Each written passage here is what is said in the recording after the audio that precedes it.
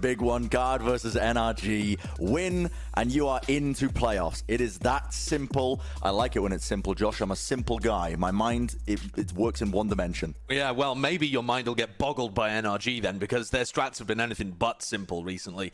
Difficult, perhaps, even for them to coordinate.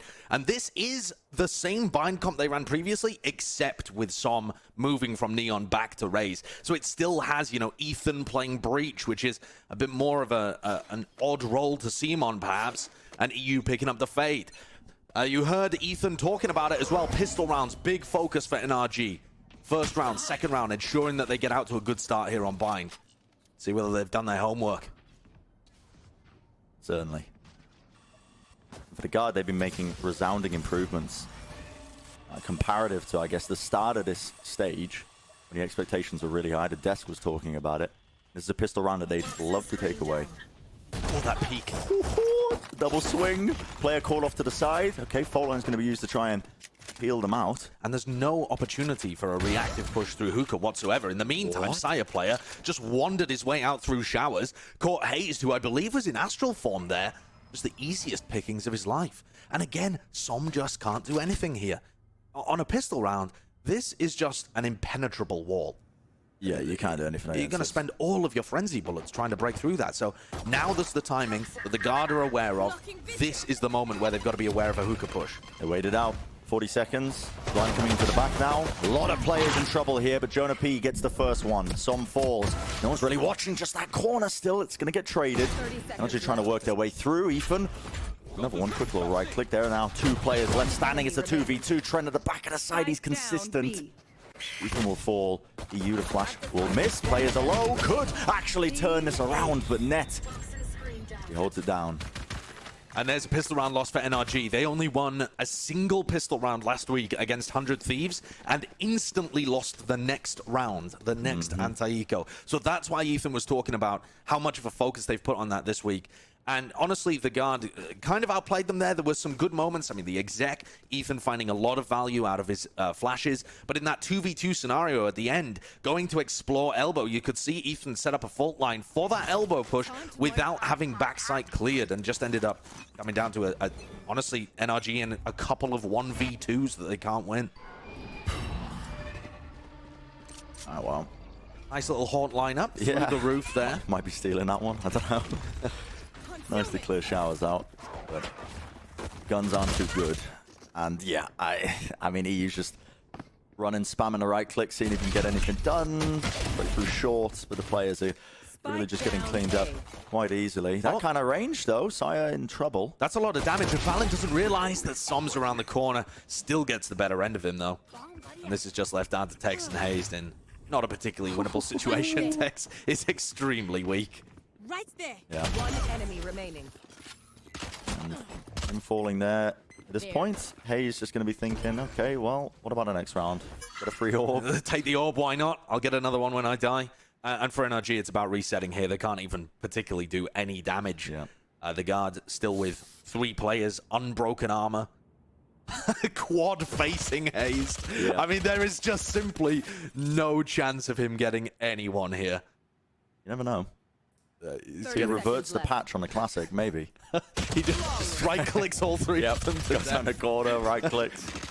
Okay, so I'm interested in this. Wow, I mean, that's just insane. Listen, that's a prime game in Flawless, but I don't know whether they want their name attached to that one. Yeah, that is yeah. So this is the kind of game it's going to be then, Bren, all right? It's the camaraderie, you know. You gotta help as a collective. You gotta BM the opponents, I guess. So they've got a fantastic bonus round by here, the Guard. They barely have to invest back into it whatsoever. Just a couple of people topping their armor back up. So a bit of a showers push here, as the Sky, the Viper are over there supporting Sire player. They are gonna push through showers. Now Hayes is in the exact same position he was previously. Next on to the one player. He's so low though. Just being able to survive there, though, is massive for Hayes, but it gives Net all of this space, and it lets them know that it's likely going to be at least a B-leaning default, if not a B-push coming soon. Net's taking all the space, and the players are still leaning around caves right now. and they're still pinging it, anticipating the push. Looks like they are. Where they're going for also the fault line suck that was happening. The stun, the suck. Was there no nade to follow up? I No, mean, some didn't invest it. They were distracted by the players pushing it back cave. Oh, that just could have been the freest 2K of Sum's life there. But yeah, you're right. That flank just taking their attention away for a moment. Still in a great situation, obviously, though. 5v3. And thus far, the guard haven't found too much. But there's another double flank coming from Market. Looks like Hayes is aware. Oh, the timing. He's activating the utility. That's just unfortunate. Still, someone's to just lock down that one approach. EU's also got a bit of a funny angle here. But even though NRG are up in this round, every moment is claustrophobic. There's no time. And look at this player right here. Trent just holding it with the Spectre. Let's grab one. He's traded. 20 seconds left. Now the spike is finally going down. You're right, Josh. It feels a little bit awkward, honestly. But the guard's final 2 players were over on B, so the very free spike plant. And NRG can get into some good post-plant situations as well. EU just making sure that there's nobody flanking towards Market. Throws out that Prowler as well. Confirms there's nobody there. They should have a decent idea of where Jonah P and Valen are coming from. Double clear of this one. Player spotted. Jonah gets it. Has got the Vandal in hand, but time is running low. You can hear the ticking now, starting to inject a bit of pace into the round because he realizes it's going to be against him. And NRG, with the positioning that they've got set up here, EU and Tex playing complete opposite sides, but ready to swing off one another as soon as he tries to play out of this one. And there you go, the double swing, the double face. Not too bad overall. I think NRG were put in some difficult situations over the course of that round and managed to navigate it quite nicely. And you could already see, even though they didn't actually find the kills off the back of it, if the guard are going to be playing hookah that aggressively, a fault line suck combination could ruin them. And so even though the guard got away with it that time, I still feel like that's going to limit their involvement in hookah. The times that Jonah P is going to want to play in there, he's going to invest his wall quite early, I think, to avoid getting punished by stuff like that. Nevertheless, there was a bit of economical damage done to NRG. It wasn't a bad bonus round, and so this one becomes vitally important. Walls used very early and secures the orb. Trent working with the Seekers now coming into this round. That's a pull. Pull nade used, but Tex baiting out the utility of his rendezvous. So there's pretty the smart. value. Using your chamber to take map control like that is extremely valuable to bait out those trap plays and disengage.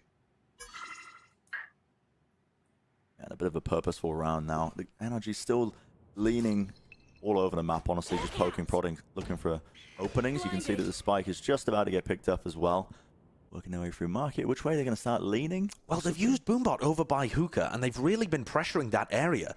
But Net's still inside there. So this 3-player stack from the guard's defense is going to continue to be on A and continue to get the right read. Trailblazer only spots the one. Trent missed the flash. Yeah, missed. Might not have found any great information from that anyway, but here they know the psych push is about to happen. Yeah, the exec comes down. Some he double satchel right deep into it. Straight into Lamps, collects the one. Trent's happily able to also push him away. Ended up using the Seekers a little bit before that one. 25 seconds left. Now NRG running out of time, and it's going to come down. Look at the heroics. Tex, he is delivering. 2 heads being found there. Easy shooting for him, and now just 2 players remaining for the guard to try and turn it back in their favor. They still want to try and tempt fate here. They get the pick. They turn it into just 3 players for NRG, still holding into Lamps. Last player standing. Okay. With Hayes dropping, that really should end it. Yeah. Net can't particularly win a 1v3. And Ethan with the plant got his Rolling Thunder online as well. Didn't really need to invest it because Tex was hitting excellent shots from showers. And NRG's game plan, very much here to use the vast amounts of utility that they have available to take map control and then launch into an exec around the middle of the round, you know, when there's a minute to 40 seconds on the clock, I would say. They do have a lot of tools here with this composition. They've got stuns that are really good for being able to take showers control, or, I mean, here you see the fault line finding large value, flashes in the face. Great. Setting up for Song. But they also have Boombot, they have Prowler, they have a lot of tools to be able to work with. My only question mark with this composition is whether Ethan is in a position to get a lot of kills and do frag for the team. Because NRG really relying on Ethan. In NRG's wins, Ethan frags. And then in their losses, he still plays pretty well. But it feels like at the moment they need those big results to come from him. And this comp doesn't really tailor it towards that. So they need other people to step up. Yeah. the big numbers, the big performances out of the newcomer to the roster. The Guard have given away here that they're playing double inside hookah, so this would be another good opportunity to go for that stun-suck kind of combination. They have the setup. I mean, there are so many players here in They're hookah. quad facing. I mean, they're on a half buy. You got to take a couple more risks. Of course. And now they're just going to contact out. It's being held though. Boombots. They're going to swing off of it. Oh my god, okay. Collecting the kill. They're going to be the follow-up for it. Still lining up. The players are ready. Spike Just down. mowing them down. NRG, a cautious tail, I think, at the beginning of this round. Anticipating that aggressive play when they're on the half buy. So, again, a heads-up kind of situation from them. Valen, there's not much you're going to be able to do here with the Classic. He's going to go through the TP, try and claim a gun, I guess. Yeah. Yeah, probably just going to save that one into the next, and NRG get another pretty simple one. I mean, they've been able to win the really important rounds here. Round 3, the anti-bonus, round 5 as well. Yeah. Rather, round 4, sorry. Another eco swing round. Pretty promising as well from NRG. I mean, with this setup that they've got, absolutely favored. Okay. I mean, Valen could have saved the gun, but he has enough money anyway, so I guess he just decides to do a little bit of economic damage. Won't make too much difference. I'm a big fan of NRG just thinking ahead in terms of what they might be going up against. In every single round when they're planning, you know, it's either Som double satcheling in with a flash to supplement it with a lamps push, or holding for the half-buy risky plays that the Guard might be pulling out. And this now becomes another really important one. What does the Guard's defensive setup look like? They've been very happy to push showers when there isn't presence towards there, and now you see them again, triple grouping up over towards the showers side. You want to play? Let's play. And it's Jonah and Net's job to just kind of delay these players. The Sage Wall is going to do that, and there's always a threat that Jonah could be playing on top of it. Yeah. Obviously not in this exact scenario, but look at that showers push. 3 players over by there, just kind of working their way out, getting good information. Only one player breaking the wall at a time. Purposeful, just trying to basically feign that there could only be one player trying to push into long B. But while all that's going on, you can see the Guard taking all the space out of showers. And this is a sticky situation, though, because they are going to be late on this flank. And Net and Jonah P are starting to run out of utility right now. Both slows, wall already used. They've got to drop back into defensive spots and hope that the Guard finds someone. Okay, and there's the Cosmic Divide. A divide just for elbow control by the look of it. Yeah, they're going to play here. Flash out, sat around the corner. Aftershock in. Yeah, they want to just try and push and take all of that space into elbow. While all this is going on, the players are coming through, but look at this from EU. Oh, wow. Just hugging the side of the wall. He's going to be able to click that one as well. While NRG just burst through into elbow. There's the Rolling Thunder as well to clear through the rest of the site. Bit of a delayed response, but it doesn't catch up onto the 2 players who are in spawn. And Valen, he's worked his way through. They're not aware of this one right now. The flash is perfect for him. His setup, magical from Valen. 3 kills for him, the IGL. A round win there for the Guard. You heard Barla talk about it. It's been a little slow for Trent and Valen in this stage, but they are starting to fire up. It happened last week, and it's happening again here. You're getting those big moments. And it's not necessarily the most difficult kills in the world for Valen. It's about smart positioning. It's about, you know, the fact that they triple flank through showers, and those 2 players had already been seen at sand, so NRG aren't expecting the 3rd. And it's also about Net and Jonah P not giving their lives, playing just to delay and backing off, reading the play into elbow. Very smart. Now Net's using his Viper's Pit in short. Doesn't really have a player supporting him early here, although Sire player could if he needed it. So that Viper's Pit's going to go down uncontested. How does that change the dynamic of this round? NRG were planning to take Showers control anyway, and it's still going to be a good position for them to play from. Star's waiting in there. I'll tell you what as well. The Fade ultimates, Raze ultimates are both very good counters to Viper's Pit. Throw down a Fade ultimate, throw a Prowler in there, and the Viper is having a hellish time. Yeah. They're just taking jewels, man. Slow in hookah. Som's got all this space, and he's really just not being supported too much. There was a player behind him. Hop up onto the wall. Jonah, you really want to contest this one? No. Slow orb just to push them back. And the wall as well. So that's 45 seconds left into this round, committing that utility. What is the expectation for the Guard? This jiggle, Tex. It's just you such just an don't expect that unexpected angle. position. No. That angle from Saya is just it's outlandish. Makes you question everything. But now the ult's committed. Nightfall scattered across. Along with the showstopper, yeah, it doesn't spot anyone. And this is the Guard just playing to absorb all that aggression. But that also means they're not going to expect Jonah P here in elbow. I mean, are they aware enough to know It that didn't there could be clear a player this close? Yeah. Hayes, very diligent and hot on the trigger. Yeah, the Nightfall missed that one spot, so they had to clear that one out. Good kill for him, but Valen answers back now. Just the two players in NRG. They do have the spike down, but that double face, that's magnificent. All down to Hayes. There's not too much he can really do facing that many players. And Valen's been fairly lights out. 3K. Yeah. Another good round from Valen on the retake. Coming at it from a more conventional approach this time, but still able to rack up the rounds. The B site is very difficult on buying to retake, and yet 100 Thieves have been kind of happy to play that. I'm questioning what EU was looking at there. You see on the replay, he's just staring towards long, kind of holding the Cosmic Divide, maybe worried that there's another player in elbow about to fight him. Strange, but he's just opened up to the CT sightline there completely. Bit of a bizarre moment that now puts NRG in difficult territory. They have a Bulldog and a Spectre in this round.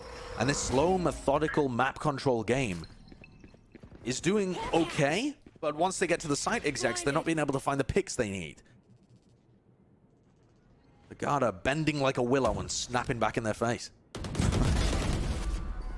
Just trying to swing through. I mean, Hayes, was that supplemented with anything? Just trying to take the jewels. NRG feeling a little bit desperate potentially in this round. They've lost so many players. Spike is dropped right in front of the teleport. Opportunity for Texto to do some damage, and there you go. Okay, Prowler. What other player? Quick little tap. 1, 2, he's found 3! You've got to be joking. 5 bullets left. Taking it anyway. That is just way too clean, man. Ice cold from Tex.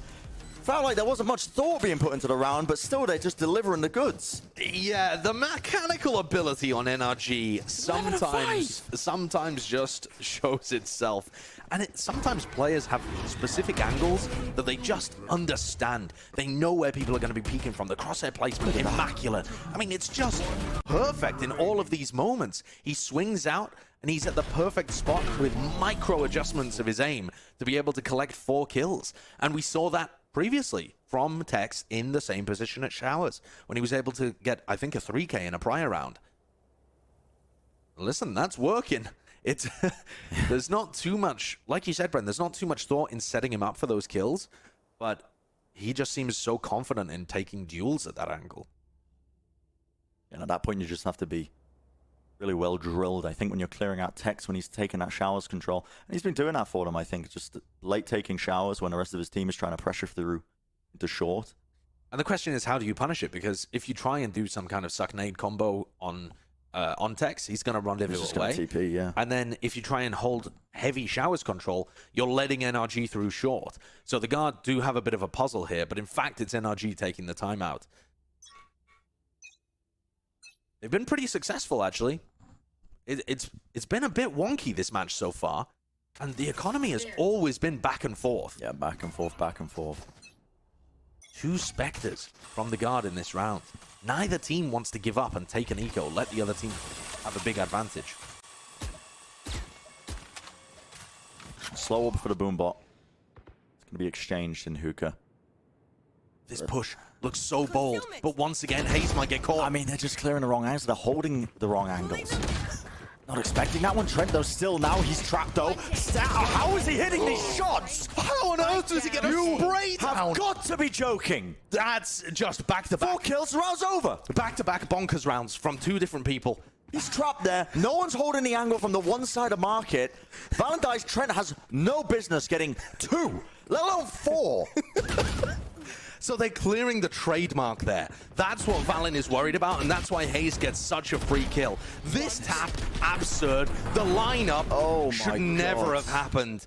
I mean, Ethan is often praised for his fundamentals, but that's just a minor slip-up, making sure that his head is perfectly aligned. Yeah. It's like the cosmic planets aligned for a lunar eclipse. For the perfect Twitter clip. Yeah, Trent harnesses the power of the universe there. Oh my goodness. Little flash out lets them know that somebody is playing around Showers. That probably gives them the idea that it's not the full B side default. But NRG are going to take that moment and work towards B. They are finally forced to take some kind of low buy. But the economy is still bonkers for NRG. They've got players with sheriffs, some with still a 1,000 left in the bank. But this is still an investment. Yeah. Investment indeed. Sees over the top. It doesn't even connect on anyone. I mean, I don't think anybody in position to even play off of that as well, even if it did catch. NRG just kind of lobbing a utility in, hoping for the best. There's another smoke to replace the one that faded. So Valen's just got Hookah locked down. Ace though, looks like he's setting up for the ultimate. Cosmic Divide maybe to split the site up, and that's probably going to signal now for a quick push through. What do... I mean...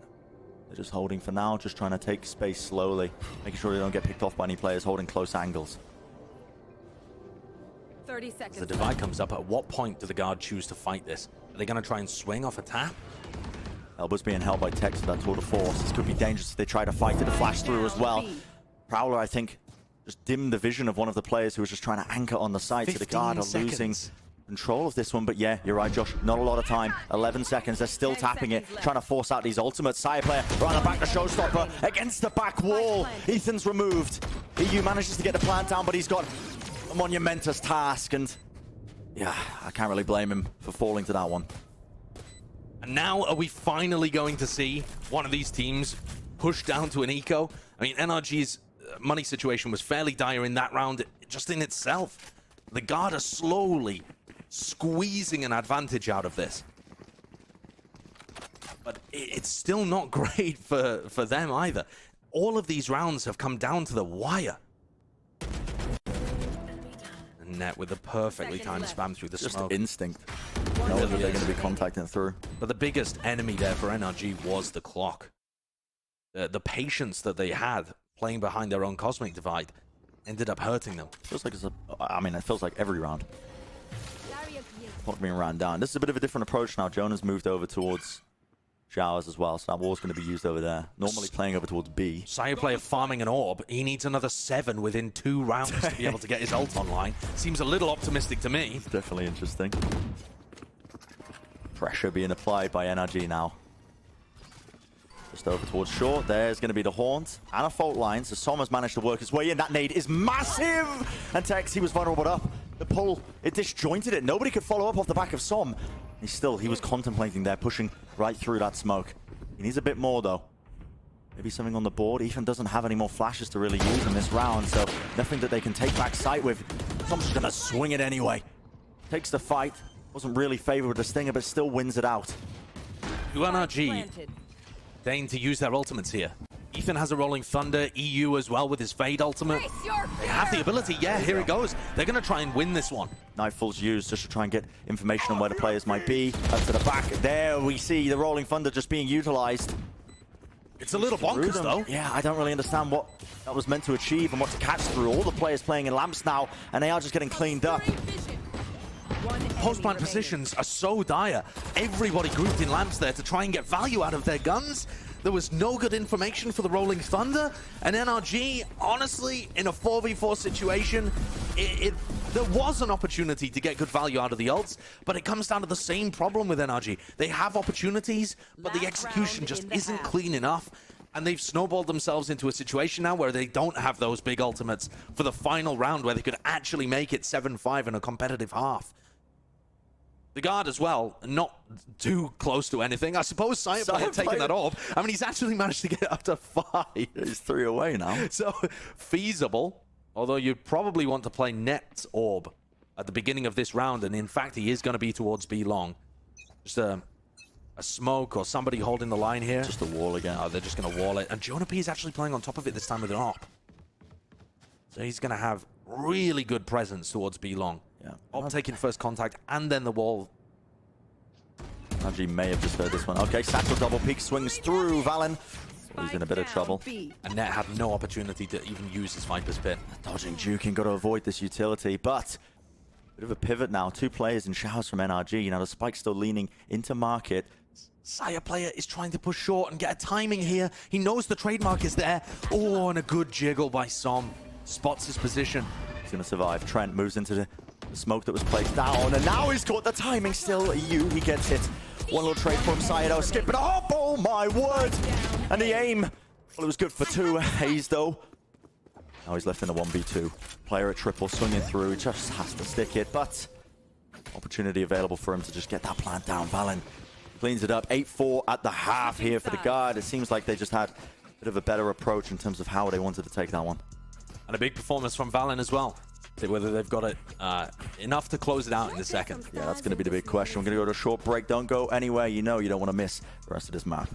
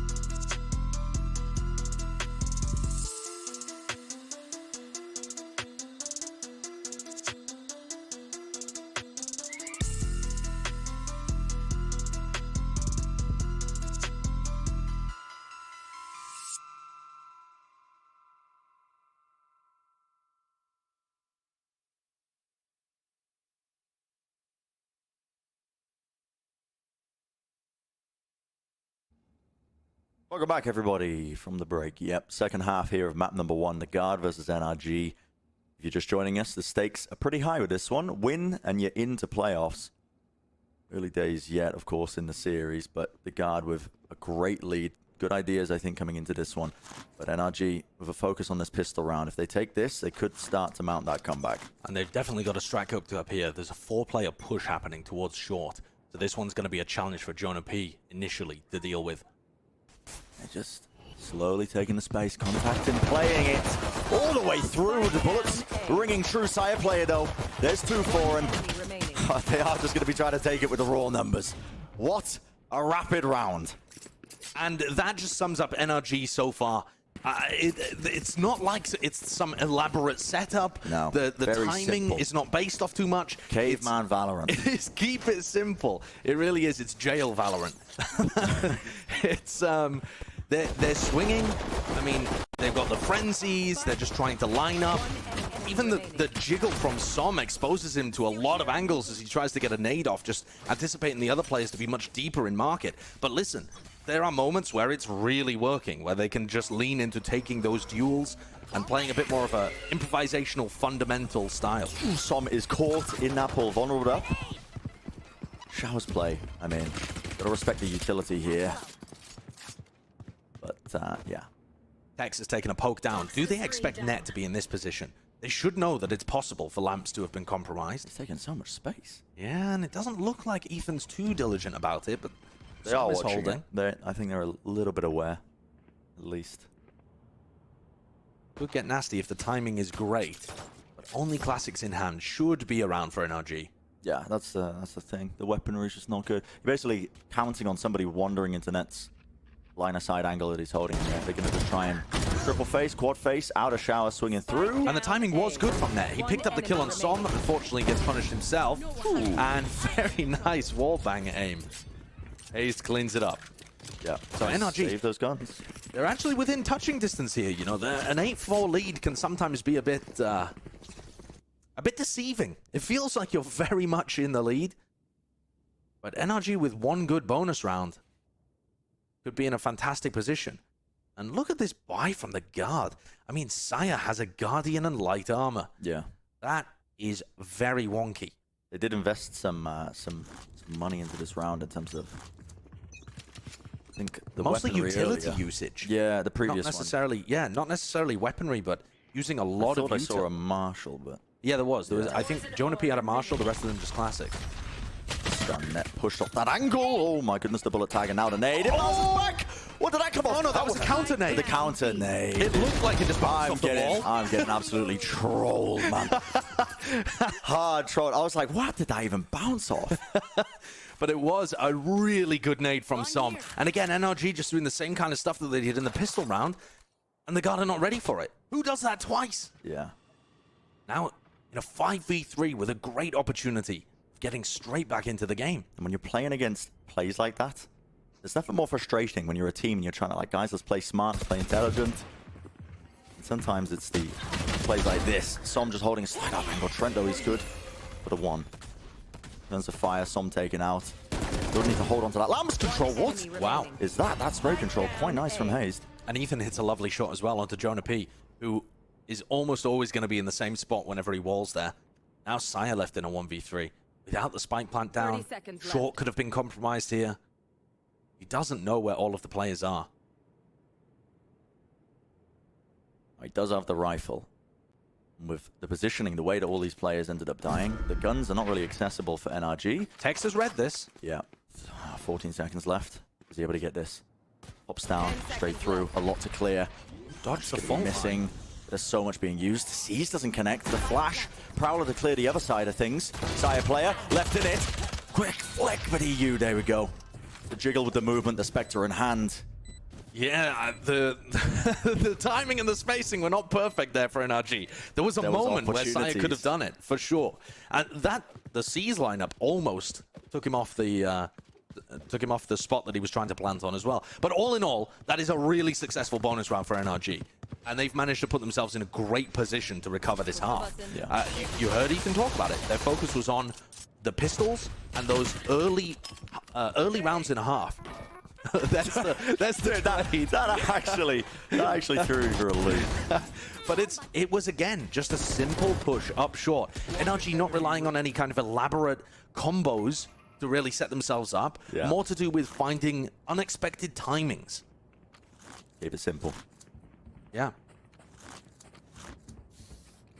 Now with the money, you can see Guard just buying so that they can at least get the rifles coming into this next round. They still have enough to work with that it could be dangerous for NRG, but currently, comeback I was talking about earlier is being mounted, man. They are winning out the important rounds, almost making it even. So Tex just took a challenge with his operator over towards short, missed a shot on Valen and was forced to disengage. So there is presence right now from the guard in showers. So at some point here, one of these B players might choose to rotate. The angle by Som, oh, not quite enough there. Saya wants to swing through, while the rest of his players should start to scale deep into long B, and they're just losing these fights. Ethan, he takes the TP, wanders straight into net. Just the Sheriff, but that's more than enough. The communication just really off there. The rest of NRG calling for Ethan that it was, you know, a full commitment from the guard, when in fact they hadn't stepped past the line of scrimmage. They were just getting those kills from long range. And this is an anti-eco that NRG cannot afford. You can't. But it's the same kind of stuff that they were talking about previously. Again, against 100 Thieves, they won a single pistol and immediately threw it away the next round. I know that's not the exact same situation here. That hasn't occurred. But it's that anti-eco situation. It's the rounds you should be winning. Yeah, that The ones NRG that has yeah. struggled with a little bit. 30 seconds Gotta be left. clean. Ace is still holding this deep position, up into the corner, he gets spotted out. Dangerous angle to hold here, especially when the play's returning! Holy! Almost collecting that one. Valen now on 5 HP. It's the 1v1. Tech's working. Does he have a classic? I mean, he's got his headhunter out at the moment. Headhunter operator, he knows he's low. The damage has been done. Hayes might have just salvaged this one. Let's see this angle not being taken. Valen wants to hold it, but he doesn't know if he's crossed yet. Has no information. Could have just contacted pass. Could be anywhere. You can see the uncertainty in the play. Oh my word! What a shot from Valen. Both Astras. Under the pressure, Josh. I'm screaming so hard, man. I'm lightheaded. I'm stood up. That was a nasty play, though, from Hayes to even have a chance of recovering the round. But frankly, the damage had already been done at that point, right? I mean, Hayes, though, masterfully isolates some 1v1s there. Oh, it was a my double goodness. swing from Jonah P and Trent over towards Long. He dodges it and then just isolates one at a time by playing the angles correctly. Unfortunately, not enough. He's on one with that one, but yeah, not And the enough. story of NRG this year has been not quite enough.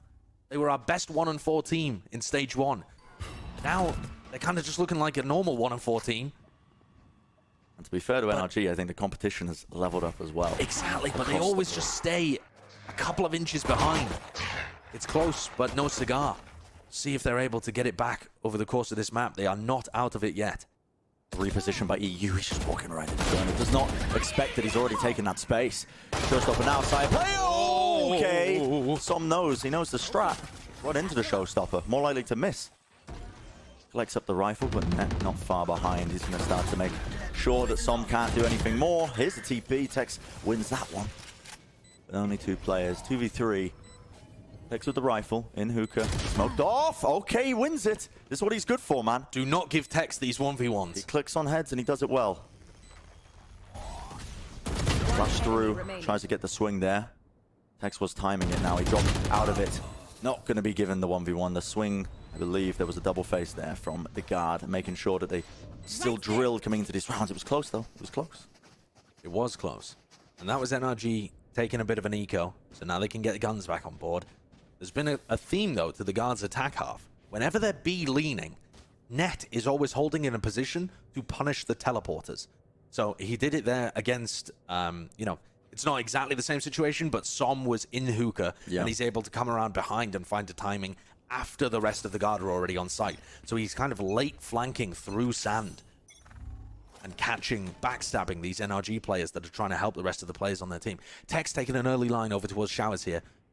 In the prior, Valen was able to get the jump on him, but he's not favored. Tex, of course, with the operator, is going to be good for this most of the time. Cosmic Divide, Viper wall up. Trailblazer to clear through lamps. Pull is going to disjoint this one, so God, with not a lot to work with, but they do gain that one portion of side control. And now, look at this timing from Valen and Showers. This could be everything. Retaking it, yep. Space was gained. He must have heard Tex just running away. Still, it's a fast answer once more. NRG, they commit a ton into this one. Nightfall and that showstopper. Som is rewarded. Let's get the one, but with the Viper's Pit, need to make sure that they have Showers control. Valen, he's not going to give that one up easily. Rez coming through as well. Valen just dodging all of this breach utility. Ethan decides to take it back into his own hands, and the guard are just going to pivot. They realize that all of the players are here, and they can get a free plant onto B. The Seekers as well, giving them that extra layer of confidence. Where are you going, Mr. Seeker? He's doing tricks. Nevertheless, they are going to be able to get this plant down. And it looks like EU is actually afraid that someone could still be around on lamps. He was still re-clearing the Viper's Pit there. Perhaps didn't hear all 4 of the teleport sounds. Looks like this play that's about to occur. Astral Form from Hayes. Flash ready and waiting. What is going to be the impetus? There you go. It's the ultimate being used. And they swing. They were just ready and waiting. The guard, they come up with a plan for it. They read the ultimates. They knew they were holding onto the rolling thunder. They knew they were going to use it to retake. They counteracted it. Yep. Always thinking ahead. The biggest difference between these two teams is based on the timing that they're finding. For utility, for peaks, that kind of stuff. The guard have been impeccable at it. Valen's timing on the Showers push, as Tex is distracted, is impeccable here. I mean, he just gets an easy kill. Valen's timing to dodge that flash, anticipating that it's coming through. The timing here to go for this. They are reading NRG in a way that is not happening the other way around. NRG are trying to do some unconventional stuff and find some weird timings on their pushes, and occasionally it's working. But the guard have a more fundamental grasp on the ebb and flow of the game, and it's allowing them much better duels. And that's where the brain element of Valorant really is. Sure. Figuring out what timings can you find around your opponent's utility. Where are they likely to be? What are they going to be responding to? And the guard, in this match so far, having a much better understanding of that aspect. That's what this timeout's for NRG, honestly. Finding a way that they can exploit something that maybe the guard are doing on their attack side, something that's giving it away. Because in terms of just how active the guard have been, I think there's not too many holes in terms of where they're showcasing as well. They're always ready. Like we were talking earlier about Net, he was catching the TP rotations every time they're going for the B hits. One of the big holes with the guard's comp, and they were previously running the optic comp with the chamber. Now they've gone back to their prior trademark. comp. Yeah, there's no trademark. So I'd like to see some get more aggressive on these rounds. You know, if they're putting down heavy utility towards hookah, towards B long, try and go for a short push, try and go for a showers push. It's not like the guard's comp is that great at defending that. But he's been static unless they're pushing it with 3 or 4 people. There's no kind of solo pushes going on. That is 5 players at a guard taking hookah away. Yeah, and listen, while I'm talking about this, Tex actually has made a solo push all the way into B long. So now Octagon is going to be controlled even as NRG fall on the site. Have to be aware of this one though. They're spamming it away, but they are up against the tour de force. The slow drop down. Net hugging the back wall, desperately just trying to basically hold on to this space. Luckily his teammates have got his back as well. They're making sure we're now Jules holding down the positions. They still have control of hookah, but the spike is not down now. 50 seconds remaining, and Tex still control of this one avenue of escape for them. As long as he locks down long, they can't exactly TP to rotate. They are trapped in the site, essentially. Tex is worried he's getting flanked. Jonah P is worried that he's getting flanked. Everyone's just a little cautious here. Great face. Net is just consistent, man. Yeah, a very good performance. Net's been one of the players under a microscope recently, and that was a great moment. Always scary trying to trade out the player with the tour de force. Always. I mean, that gun, it fires so quickly. It fires so fast, but yeah, you can't show fear against it. You gotta take it out one way. Now, if you're looking from NRG's perspective, what can we read into? That is 5 out of 5 plants on the B site.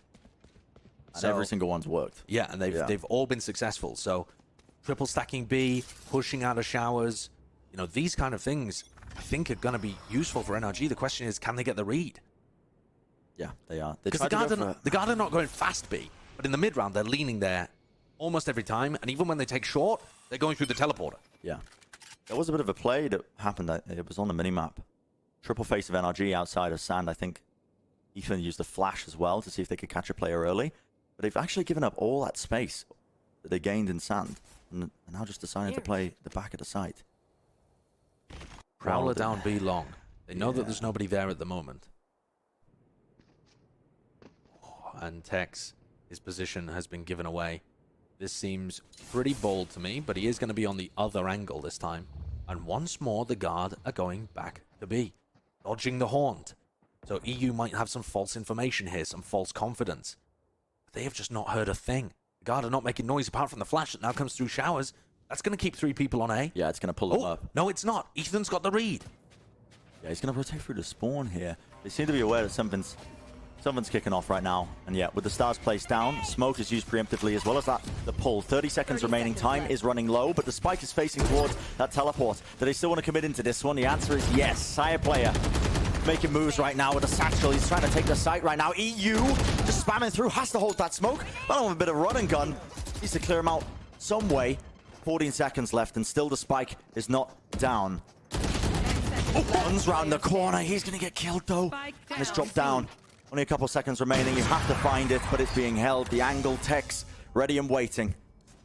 And there you finally see NRG with the right read, putting 3 players on B. Honestly, I'm not sure how they got the read, because as the Sky Flash came through in showers, I thought that would be good enough to keep those 3 defenders tethered to the A site. But Ethan rotated in time. They had their players set up, and none of them really got hit by the attacking utility on the exec either. Yeah. All about finding that mid-round information.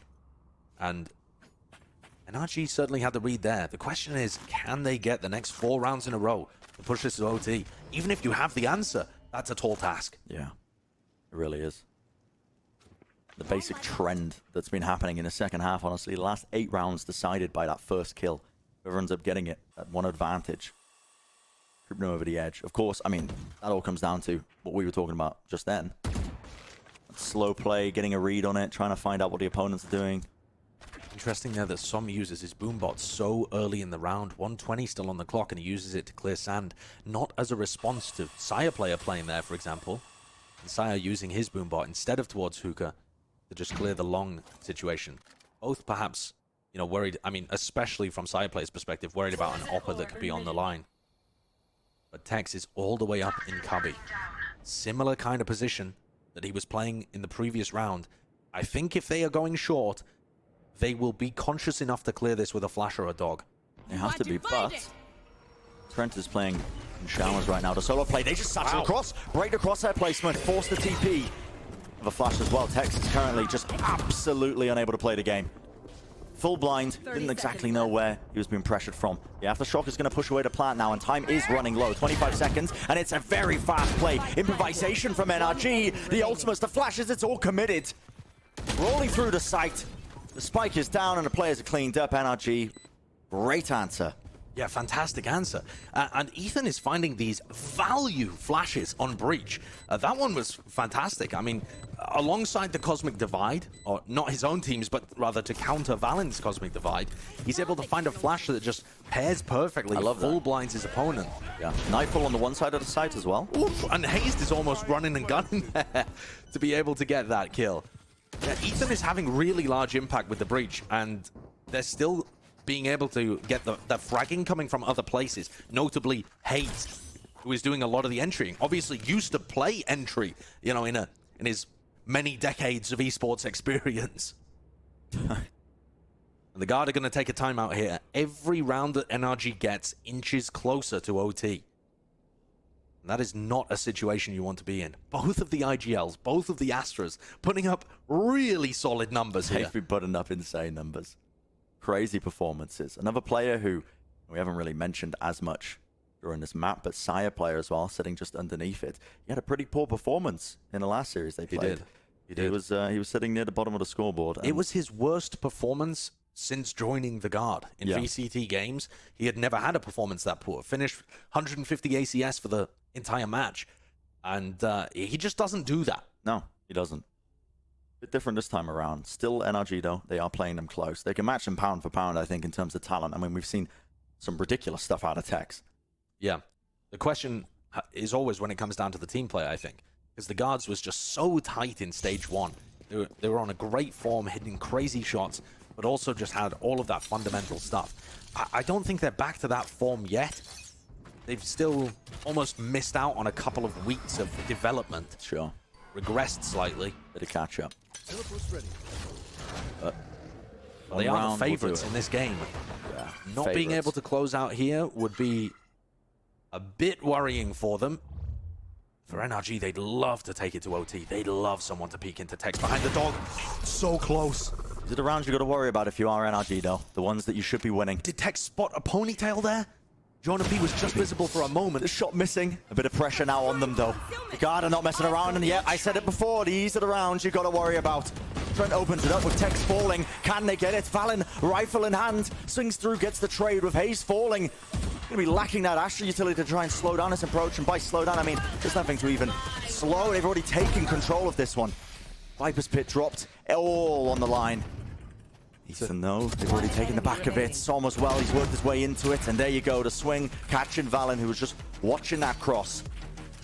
A 3v3 in the Viper's Pit, normally favoring the Guard, but the rifle's just not in their hands. Not too much that they could do in that situation, but it got very dangerous. And you're right, Brent, the anti-ecos have been a bit of a thorn in NRG's side, and that one nearly slipped them up again. For the Guard, though, I mean, they invested a fairly large ultimate there. Sire player one away from his showstopper. On the other side of things, you've got Rolling Thunder for Ethan, which would be extremely valuable to stop one of these site hits coming through if he can get his way over to the B site. Yeah. Again, the Guard have only really been finding success on the B hits. Som one away as well from that showstopper.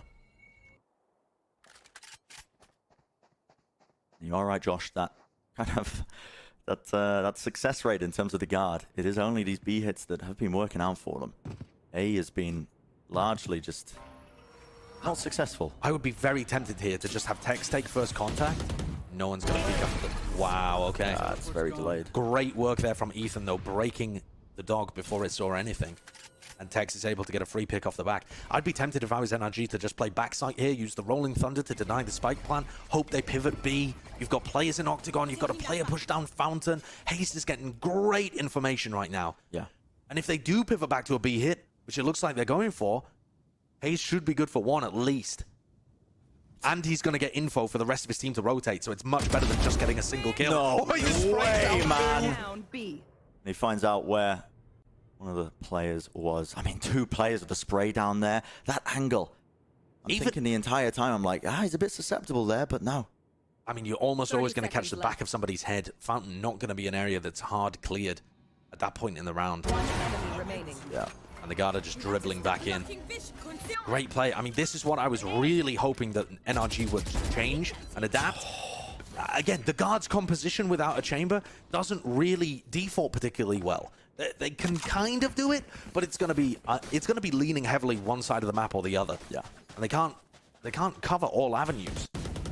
It's going to be hard for them. Tex with that opening pick. I'll tell you what, since they've got Text off in his hands, he has been able to have large impact. It just covers one of the lanes on defense so thoroughly. He's good for the first kills very often in their defense halves. He gets 36%, something like that, of their first kills in the defense halves for NRG. Showstopper play. Haunt as well coming up right through them in market. Net taking a ton of damage. He's down to 1 health. Wallbang shot. Some just catching him through the wall. Showstopper counterplay. Trying to catch the players into market. Valen wins it. 2 headshots. This could be it. This could be the map. They know where Som is. The nade is enough. Down, B. The Net just playing his life, making sure he stays alive the entire time. They had ultimates. NRG, they wanted to cook up that game plan, but just, I don't know what you want to call it. The over-aggression, maybe? Ethan is in a position in hookah where he can't really use his ultimate, but he's got to be the final line for NRG. If they start moving towards B, Ethan's got to be good for 2, 3, for his team to even have a chance. I mean, what did you do here? That Oh, gets the info. flash just gives away his position.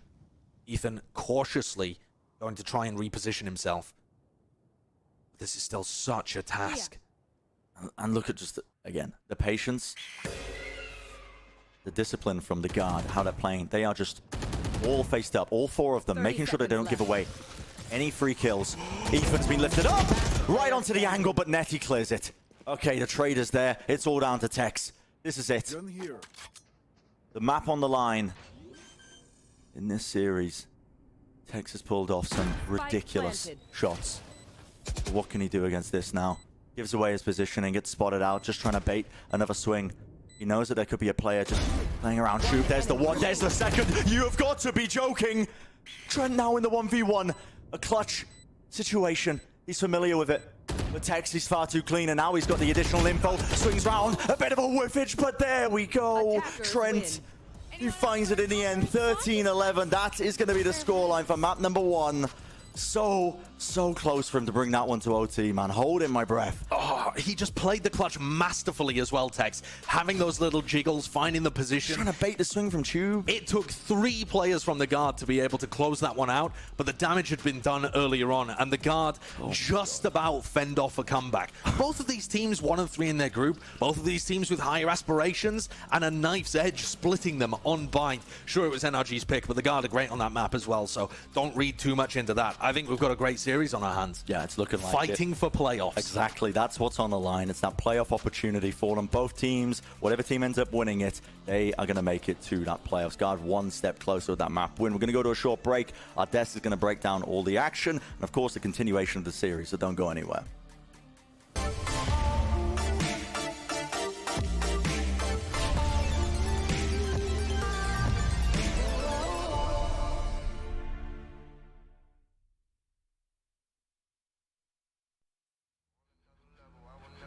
Mind over matter, get the gold medal on another level. I will never settle. Mind over matter, get the gold medal on another level. I will never settle. Mind over matter, get the gold medal on another level. I will never settle. Mind over matter, get the gold medal.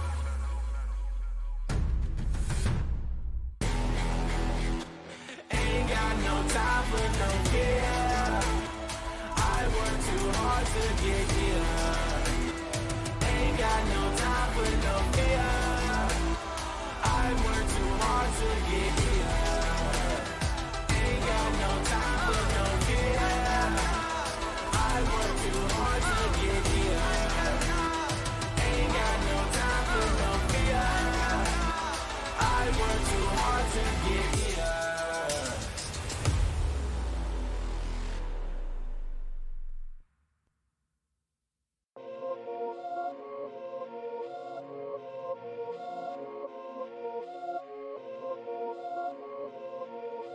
Yeah. This is what a boss do.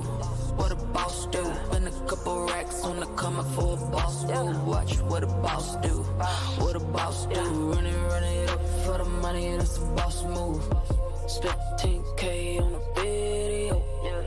10K on a motorboat. 50K on a wrist coat. Why these hoes on a motorboat? I don't take no risk. I just stand my chicks. Hold my cards in my chest. Move like I'm playing chess. I break all the rules. Take it all, don't choose. Making play after play, and I don't ever lose. Ain't got time for no rainy days. Ain't got time for no haterade. Ain't got time, less about the paper. Boss talk in the room, that's a cash race. This is what a boss do. What a boss do. Spend a couple racks on the coming for a boss move. Watch what a boss do. What a boss do. Run it up for the money. That's a boss move. Take was mine. Pay up if you buy. Play. All that play. Ain't got time. Say what you want. You owe me. That's fine. We talking money, this is not a race. We talking lanes to stay in your place. We talking whips, I got a wraith. Ain't on my level, out of my face. Ain't got time for no rainy days. Ain't got time for no haterade. Ain't got time, less about the paper. Boss talk in the room, that's a cash race. This is what a boss do. What a boss do. Spend a couple racks on the coming for a boss move. Watch what a boss do. What a boss do. Run it up for the money. That's a boss move. For NRG. And that battle is won by EU. Oh, Aaron's got to do something here. Aaron not able to win the 1v1 as Valen gets 4. Welcome back, everyone, to the VCT Challengers North America, where we just wrapped up our first map for our first match of the day between NRG as well as the Guard. The first map was on Binds. It was NRG's map pick, and I have to say, Bala, that went extremely back and forth. Yeah, I mean, that went all the way. We started with an 8-4 half from the Guard, and then NRG clapped back almost with their own, but the Guard just felt like on that second half, they kind of felt the pulse of that B site. I mean, they started swapping the Viper wall over to that site. They really started abusing the setup of NRG, and it was hard to actually get Tex in the multiple sides that he needed to be in, I think. Yeah, and you know, the first half was really interesting as well, because it seemed like Guard had a pretty good read of the situation. NRG weren't doing a lot of like crazy set plays off the bat. A lot of it was like working like slow contact, and Guard, when they get to play like stable, controlled rounds, that is their absolute bread and butter, and you could see the individual moments they had of shutting down those side hits went so well for them. I also think there's moments from the Guard, and one of the reasons why they're able to get their confidence and ride on a lot of, you know, insane shots, because that's signifying their confidence is back. That's signifying they have a goal to play for. And that to me is a scary Guard, a Guard that's bound for playoffs, but a Guard that could be bound for more as well. You saw Trent with multiple 4Ks, you saw Valen popping off a bunch, Saya players continuing to do normal things. And last week he was absent in that game against XZ. So to see him here, that's a really good sign.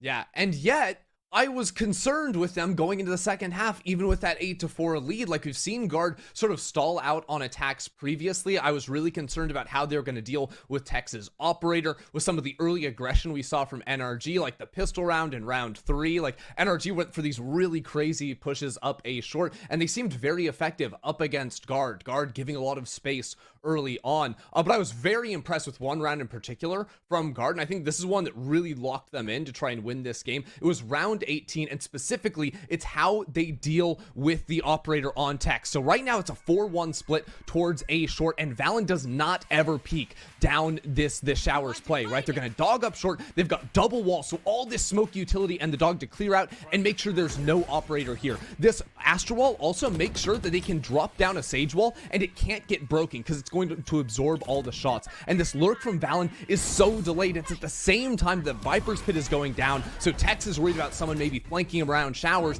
and yet we still don't overcommit. The guard always keep the option to TP in the late round. As soon as they hear all these players, they're counting 1, 2, 3 players backside, breaking the Sage wall, pushing into showers, so they know that once they get this resurrection, they have this lasting pressure of Valen towards showers. Once he dies, that's when they can make the decision to go ahead and pop the TP, because they know there are 3 players on this site. But at this point, they know there's also a breach ult in the enemy's hands, so they don't play on site, they don't play super far back. Instead, they play elbow with a flash in Trent's hand. The second we hear this utility come out, Net is going to swing off of his teammate's utility and punish that flood back in through CT. NRG were not going for a lot of late round flanks this half, so they're very confident there's gonna be multiple players here, and they absolutely destroy. This is like picture perfect bind performance, shutting down the op play, big utility investment, and incorporating the TPs. Incredible play from the guard there. I mean, it's just ridiculous, that final call as well. And this is what I was talking about. Look at Valen's stats in this game. When an IGL is on,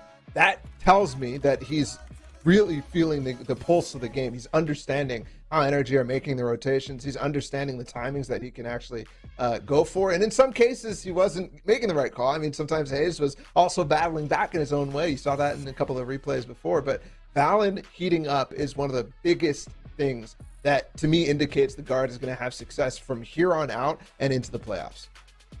Especially knowing that that first map was NRG's map pick. It bodes well as we get ready for that second map on Haven. Before we start diving into all the nitty-gritty details about Haven, Ender, I can't help but feel, despite everything that we just said about the guard, NRG could have had that first map. Yeah, I mean, I think that's a map they should have had on their defending side, right? Like, they lose that critical eco round, then the big ult investment round, it starts to fall apart, and yet NRG were still showing good looks. They sort of evolved their play over that half after realizing guard was giving them a lot of space on B long. Tex was constantly pushing. We saw different players pushing at very forward positions and also baiting out, knowing that Trent wants to dog down A short. So the one time they post up the operator there and have a teammate to break the dog before it sees him, NRG showed a lot of good stuff, but in those pivotal rounds, losing the eco especially, that hurt. I think it's really interesting too now that we move into Haven. This is a map that the guard has been going for quite a lot, right? It's something that they've been favoring in stage 1 and stage 2 now, but they really haven't found success. They played it 3 times and lost twice on that map, and it feels like they should be favored against NRG. But to me, when I look at NRG on the other side, for this map specifically, they played against Ghosts, and that's also where one of the guard's losses came from. And they really didn't get a chance to show off what they were going for. Now, we have the same discussion here about whether they're going to stick with the or whether they're going to stick with that. And right off the bat, it's not happening. So to me, if they're prepped, if they don't look at, I mean, obviously they're not going to have some of the crazy stuff that they were going for on against Ghost. That might have been deceiving to us. I mean, this is NRG sort of downloading some of the Ghost strats right here. You have Astra and Breach, no fade to set up for the Raze, which I think is a bit of a miss. I'm not a huge fan of the Sova, especially working it into this comp. But what I want to see from NRG in particular is committing multiple players on the flanks. They start on defense, and because the guard are going for a little bit more old school comp with some good post-plant utility, the Astra Suck and the Mollies from a Killjoy, Haven is already a map where putting multiple players on a flank is so important for a retake. I think especially against this style of composition with the Molotovs from guard, I want to see that look from NRG. Yeah, it's actually super weird to me, the fact that they've dropped the fade at this point, because they're picking up the Raze now. It's so interesting that that's the timing that they want to go for, but bringing the Sova, and then also the guard finally bringing out fade. I think this is going to be really exciting to see what they have prepped, because I think this is something that they should have been working on all season. Well, it sounds like the game is ready. For right now, the guard is currently up 1-0. Can they close this out and secure their spot in the playoffs? Brennan Sideshow, take it away. Thank you, Des Crew. Yes, let's get into it. Map number 2 in this series, the guard leading the way. Win, and you're in the playoffs. Going to keep reiterating that. I'm going to be hammering it home, Josh. It is an important factor when we're coming into this one. It and is, yeah. You know, Desk already touched on it. You know, compositional changes across the board, I think, for both of these teams. And heading into Haven, this is going to be the guard's map pick. And a pretty big theme change, actually, for both of these teams. You know, both moving away from double flash compositions, and NRG dropping the fade at this point for the Sova. Strange. I mean, the guards. I wonder if it's a comfort thing. I'm not too sure with that one. But the guard are integrating fade, but keeping the Jet and the Killjoy. which seems pretty odd to me, but like Bala said, let's take a look and see what they've got prepped.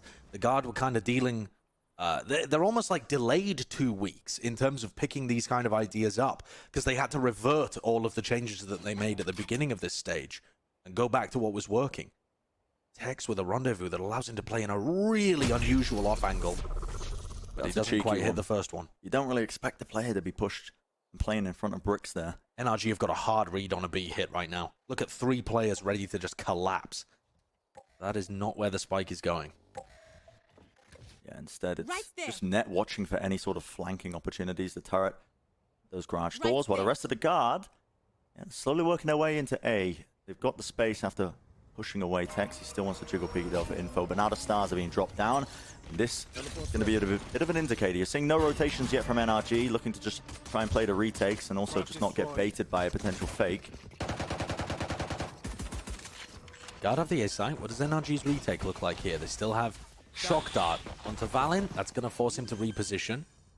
They know where he is. 30 seconds I mean, this is punishable if they go fast. There we go. Nade. Fault line nade. The pull's still in the default position. The aftershock into the corner. Doesn't quite catch. No, side player's safe and sound, but not from Som. Swings through. There's the frenzy in his hand. Does get the one. Still the player holding high up into heaven. A flash now to try and clear into hell. The swings, are they going to be good enough for them? Looks like Hayes now just in the 1v1 against Jonah, but against the frenzy, there's not much you can do. Clean aim from Jonah in that final one too. Frenzy body shots wouldn't have done it. Hayes was on point, but not quite there for NRG on their A retake. So close. Yeah, there are a ton of different ways that could have gone terribly for the Guard. They just about dodged Valen getting picked. The aftershock, the nade, all failed to secure kills that would have been instrumental for NRG to get this one back. And despite Hayes' best efforts, still popping heads like he was on map 1, it's the Guard that come away with the round. And they are hyped for this. It would simply not be good enough for these guys to have won stage 1 and go out without even making playoffs in stage 2. Their expectations have certainly adjusted. Must win match. Both of these teams, don't get me wrong. Oh, an unfortunate one for Hayes. Yeah, you see that smoke come up, you're either assuming a reposition of some kind, or... Yeah, NRG have got 3 players here in A lobby. Do they expect another 2 to still be there? They don't clear the corner. One enemy remaining. Yeah. Don't lose too many, though. They come tumbling down anyway. Exactly, and it's only some left. Just taking a moment, though, to think about the Guard's composition and how this is going to work. The Guard were previously playing at this double flash comp, right? So, Sire player, the most basic site exec that the Guard are going to go for, you've got Sire player dashing into his own smoke, and he comes out of the smoke at the same time as a Sky Flash pops. They don't have access to that anymore. So it means that either they're going to be trying to use Prowlers to just have Sire player entry in a much more default way, like a Prowler takes an angle away and fires it towards one area, and Sire player's rifle is looking at a different one. So they might go for that kind of approach, or they're going to try and combo the breach flashes much more with Sire player's dash into the site. Those seem to be the 2 most normal options that they have available to themselves. See if they go for either of those kind of plays. Also interesting to note that NRG have kind of swapped around the breach role. Ethan is now playing breach on both of these maps, whereas NRG previously had EU playing it on Haven. They found my trap. The role swaps. Quite intriguing. I've got to win now on our Tex. He disrespects it, doesn't take the TP. Hayes is tagged up as well. That horn spotted him out. Still gets the one though. Has to get more on Plat. Pavan. The rest of his teammates, Spectre, look at that quick little jiggle of the movement. That is dominant. The Boombot removes him. And EU's left in a 1v2 to win the anti-bonus. It has not gone well for NRG. You saw the value there that the Fade provided with the Haunt, even as Sire player didn't necessarily have the freest kills on the players being flashed in backside. With Net and Jonah P, Bulldog rifle in hand. Okay. And Net was not ready to swing off that at all. Yeah. They didn't know where EU was coming from. Now this is definitely winnable. EU anticipating a lurk through into garage here, the counter lurk. Just holds for but a moment. It's there. Pops out a dart so he doesn't get peeked from any unfortunate angle. The shock dart! The shock dart! No shot! Net was incredibly weak, only 50 health, and EU already finding the value from this over. I mean, I ain't doubting, Josh. I ain't doubting anymore. You know, there's a little bit of doubt that creeps into your mind. You're seeing all the Sova players switching over to the fade, the implementation of it, but I thought, you know, the back of my mind, maybe it's a comfort thing. Maybe it's just a bit more agency. Let's take a look at that again, because I just did not anticipate that opening kill. This Really bounce. nicely done. I mean, that's like it was like, oh, wow. And it just strikes net on the outside, but he was so weak already. Yeah. That's a 2v1 that EU found it fairly trivial to isolate those targets, but did a great job of converting each one of them. It's an expensive round for them. The Garda putting a lot of pressure now up into this C-long position with the spam, forcing out the Astra Star. The smoke is going to get put up there. Bit of counter spam that you need to be careful as you get in this orb, man. Okay. Too many injuries. Just walking away while Net was lurking and working his way into mid here, just trying to catch a timing, a bit of positioning. Does spot EU. It's instantly going to be the drone being popped out by him just to see if anybody else was up behind it. And they're making an info push on C-long as well. 3 players re-clearing this area of the map. They have a great idea right now that they're going towards A. I mean, the drone cleared out B and mid.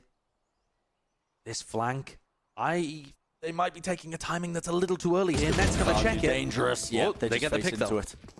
With enough players, they're able to win that one. Ash is active. Some and EU are just waiting to collect. Their job is just to simply do as much damage as possible to these players as they get the plant down, distract, and there's a fight happening on the flank. Oh, Jonah P's also having to watch that one. Does have the utility. He's honestly expending it just to try and push these players away from the A lobby area. Side player eating a lot of damage just trying to get into this one. The Cosmic Divide is going to split this, just the site into 2. Good timing from Sire to fight this flank. But they wanted the flash. They had a moment there. Jonah P wanted to flash to re-clear short, and they opted not to. NRG not messing around whatsoever. The double satchel play already working their way in. Now Jonah does have the Rolling Thunder. Gonna hit that tap, but you don't want to commit it. There's just not 1v4. It's so far away as well, it wouldn't have even reached. And there's not enough time. I mean, he could have actually found an opportunity, I think, to tuck himself into cubby and go for it, but that's only a play if there's a couple of seconds left. Yeah. A bit of miscommunication, I think, there from the guard. But also great map control play from NRG and a good mid-round information play too. The use of the drone through mid, through the B doors, and then a triple push C-long gets them all the info they need. And I was worried that NRG might be too fast on the flank, that they might even try and push into Garden as the guard is still setting up to take a lobby. But they just found a gorgeous timing to pick Net, set up wonderfully to pinch the guard's A hit from all sides. It's the half buy for the guard. Not much that they're working with, but still kind of round where you just want to get a plant down, maybe prod for some information, find out where some of their setup might be with the trademark. Do a bit of damage to the economy, even though NRG is still good to buy next round, even if they lose this one. The drone comes through, even in its post-nerf state, able to clear out entirety of B and another little area. Jonah P's got a hero rifle there, doing damage with it. Yeah, saved it from the previous round. They're going to be using that Rolling Thunder to push away the connector. Somno still has that showstopper in hand. The nade is going to be catching onto Net. There's the boombot. As soon as it tags somebody, does he opt to use it? He does. Satchel, showstopper right up into the sky. And he doesn't actually get the kill, but his team are supporting him. Flicks away, dodges the flash. It's just clean and clinical stuff from the players of NRG. Plant is down, flash to swing and peek. Player is in quite a precarious position. And NRG clean that one up. Arguably a little more expensive than they might have wanted with the showstopper being forced to be invested, but you'll take that trade with the Rolling Thunder 10 times out of 10, I think. Jonah P thought it was worthwhile, and I think it was, to try and invest there. Had NRG not been ready for that push, there's a possibility the guard get into a very nice post-plant situation. Yeah. What I'm taking a look at here is EU's ultimate. We've been in kind of a post-Sova world recently. Sure. on most maps, but also Haven, that used to just be Sova's playground. But there are so many different avenues to get value out of this ultimate. Doesn't just have to be denying the plant. He's pinging, and he's set up for a fault line play. Maybe information gathered. What is going to be the setup for this one? Fault line pushes them back. Fault line and Sova ultimate Might be waiting for a piece of utility to get used. The Prowler, that's going to get spotted and heard by Tex. Drone down mid just in case. Very early drone. The guard at some point might be able to read back into this. Oh, this still holding it. Such a good peek. Slow orb. It's primed and waiting. There's the Hunter's Fury. Tags onto one. Just trying to dodge and juke, but Jonah, he can't escape it. Does come to fruition. And that is what NRG have been missing so far in Stage 2. Taking that first pick and snowballing it into more. It's not just the kill that Tex gets. It's that he's taking contact, giving information that they're grouped in a lobby for that Soverall to find value. And honestly, perfect as soon as he gets the pick. It is. With the slow drop down, no one's escaping that to run out of back. It's excellent. And that's the extra little piece that NRG have been missing. Hello, though. This could be very dangerous. Net's managed to work his way all the way through B, find a headshot as well there through the wall onto Ethan. And suddenly, he's causing enough distraction that the guard can slip through on A. 30 seconds left. The call from the guard is to make this contact play into the side, but they might just be walking right into Tex. Side player. Too tight of an angle. Yeah, way too tight, but incredible shot for Side to hit. I mean, if somebody was holding out with a rifle, he might have just been dead to right. Look, 3 health. And they're still worried about Net's lurk. They hear this run, though, and they're going to see this lockdown being used. Net's Killjoy ults have been getting destroyed by Aftershocks 10 times out of 10 in recent games. So all that does is give them information. Net is not lurking. NRG can fully commit to this retake, but the guard's positions are still so good. Yep. Can they still hold it on, though? Time's still running low. There's the Nano Swarm straight up into heaven. Hazed! How do you win that one? And yeah, more than enough time. Circle started coming through, but holy. Those are some nasty shots for Hayes to hit. He had to push through a gravity well. He had to push through Nano Swarm that was there as well. And he is just hitting today. 9 and 4 on the day.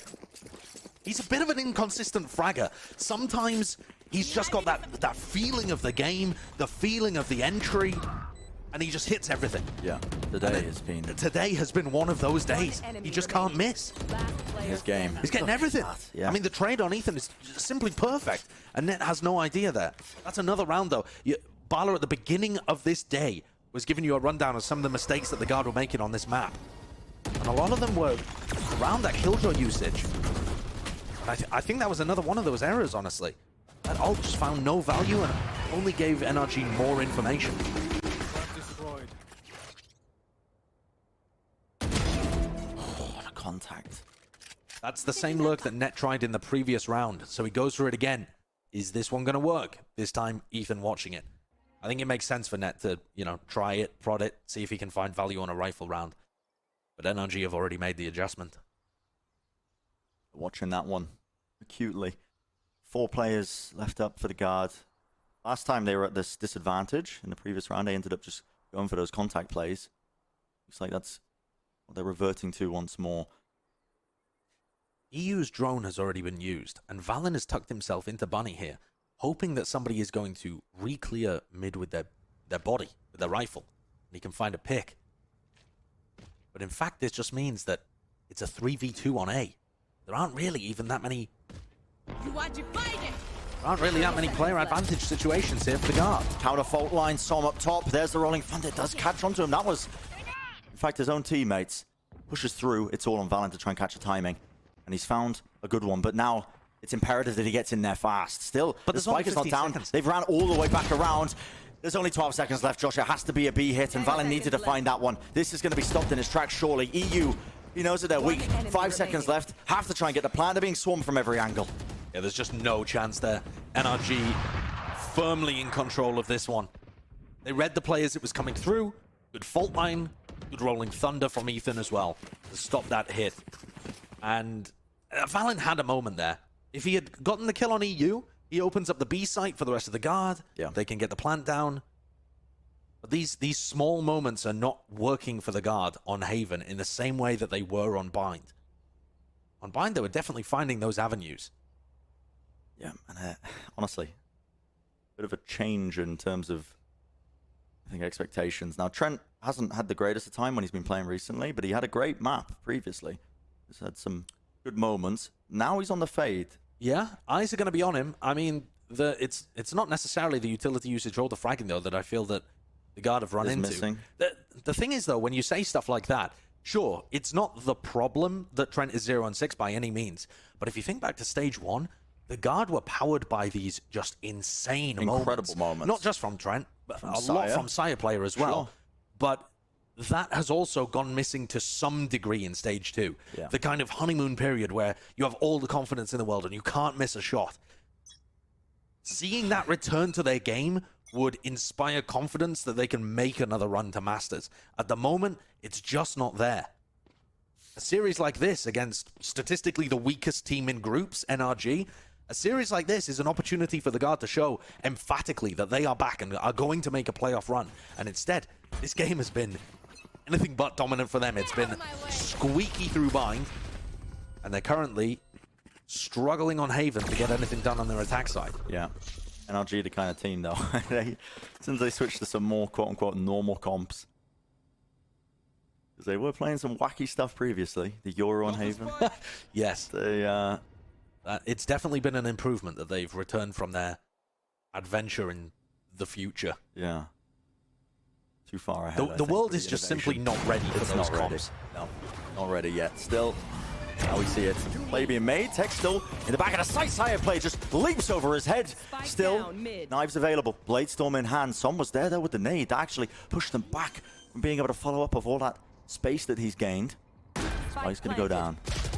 Oh, wow. I mean, had some known where the plant was going through, was in a very spammable position. How does he even get that one? Felt like the angle was pretty good for him. Flash over the tops. And he's going to dodge this one. Valen is there. Once more, Sheriff. Operator missing. Sire, this is getting a little bit hectic, especially with EU finding that one. It's all down to him. One knife. He's got the refresh, but EU. Oh, my word. Skipping a hop, jumps around the corner. The headshot through the wall. It's another anti-eco for NRG that gets very dangerous, but they are able to eventually come out of the other side of it. Sire had a chance to make something work there. Hazed, insane confidence, just running into the suck. Yeah, almost it. could have gone terribly, but he's really feeling confident here. 10 and 5 on Haven. And NRG continuing to just slowly put the rounds on the board. This has been a great showcase, I think, from NRG in terms of them winning these 6 rounds in a row. Gosh, 5 of them being these retakes as well. Yeah, but they're also putting a large amount of pressure on the Guard before the plant goes down. They're not playing full retake in a lot of these situations. So, early A lobby control for the Guard now that they've got rifles back in their hand. They have access to this Fade ultimate. Tex, You gotta know. The barrel sticking through. Flash. Oh, he's just trying to clear. it was comboed with a flash from Ethan, so there was some sense to that. But he just didn't know where to put his crosshair, didn't know where a player could be, and stayed around for a tad too long. Losing that one player, though. Nightfall dropped down. That is okay. Bit of spam, I believe. What was that? Ethan playing up in heaven. Yeah, through the wall. The I mean, trail could see him. yeah, there's a spam angle there that catches people all the way back, even as they're retreating. And you got to expect Trent to know that one. Sova player, of course he does. Nade. That's a nice little rebound. That goes straight into hell. Sire Wow. player is playing a solo. That's a really nice one, actually, from Som. Yeah. Now he has a boombot to be able to clear things out. That forces a nano swarm. So the first wave of utility to fend off the retake Sees as well. now That's has grabbed been a player. used. And this is it now. NRG. Can they do it again? Can they get this retake online? They've been so good at it. The horn dropped straight down. That's a satchel stop to him. Trent, I'm pretty sure he was up in the air when he found that. But there we go. Answers it. A couple of kills on the board for him. Bit of confidence back maybe injected into it. And finally you see the Guard actually seeing success in these post-plant scenarios. Yep, finally. In stage 1, listen, I hate to keep harping on about the contrast between stage 2 and stage 1 for the Guard, but it is at times night to day. Stage 1, their post plants were just insanely clean. And stage 2, it's been a bit of a drop-off from that, even in the most recent weeks. How did that nade is That kill is disgusting onto Som. Absolutely. Look at his reaction. He knows he just robbed them. Yeah, I mean, I'm pretty sure he's up in the air. Listen, at the end of the day, I'm sure Trent's had it done to him. He's going to do it to others. It all comes out in the wash. Yeah. At the end of the day, it averages out. So NRG are going to take a timeout here. What went wrong for them that round? Honestly, Tex it was dying. just Tex dying. It was just Tex staying there for half a second too long. Yeah.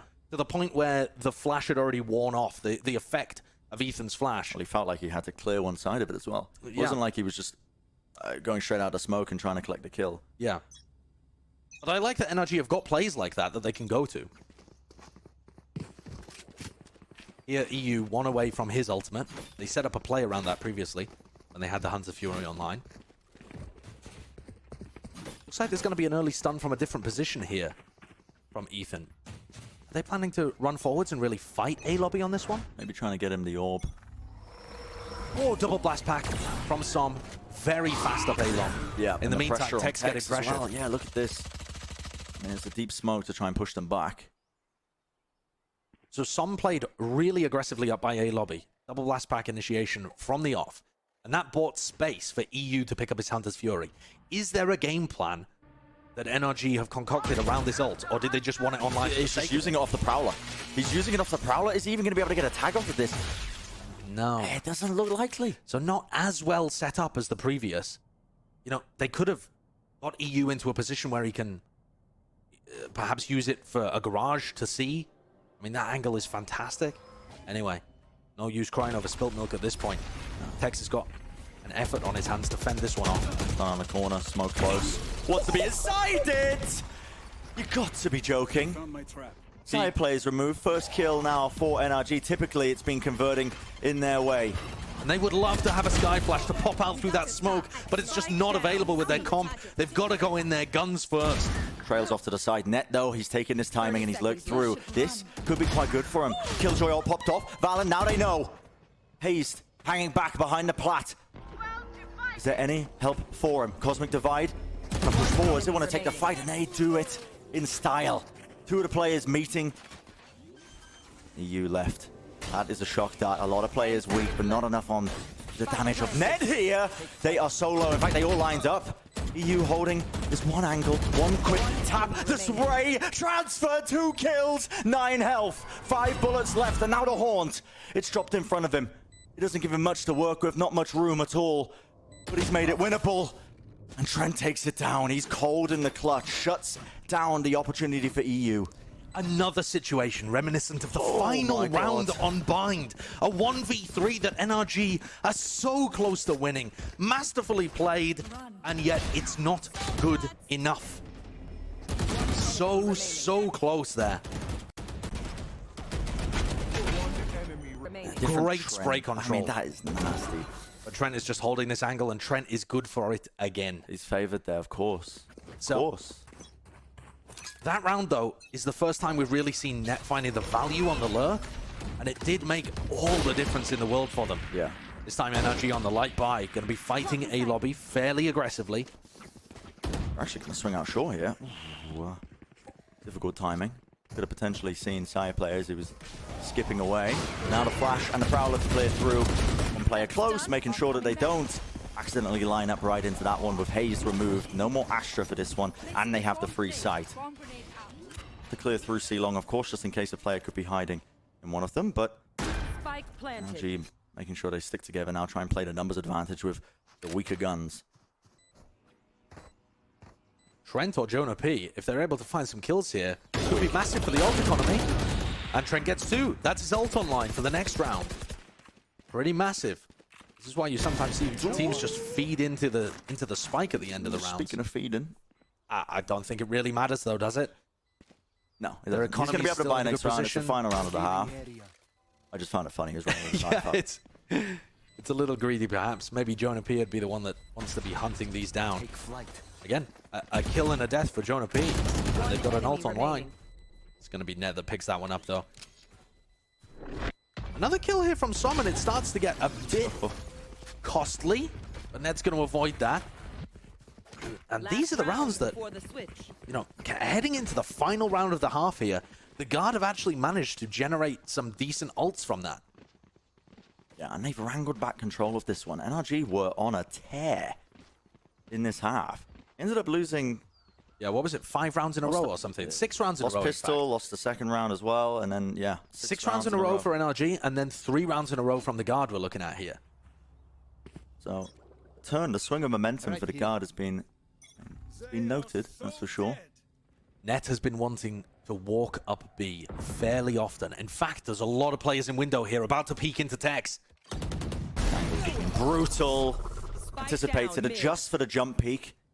That was there for the swing. That's EU dying in mid as well. It was they were trying to double face it. But Tex feels confident enough to re-clear this because they can't really have dropped down into mid. There was a slow field. Look at his push as well on C-Long.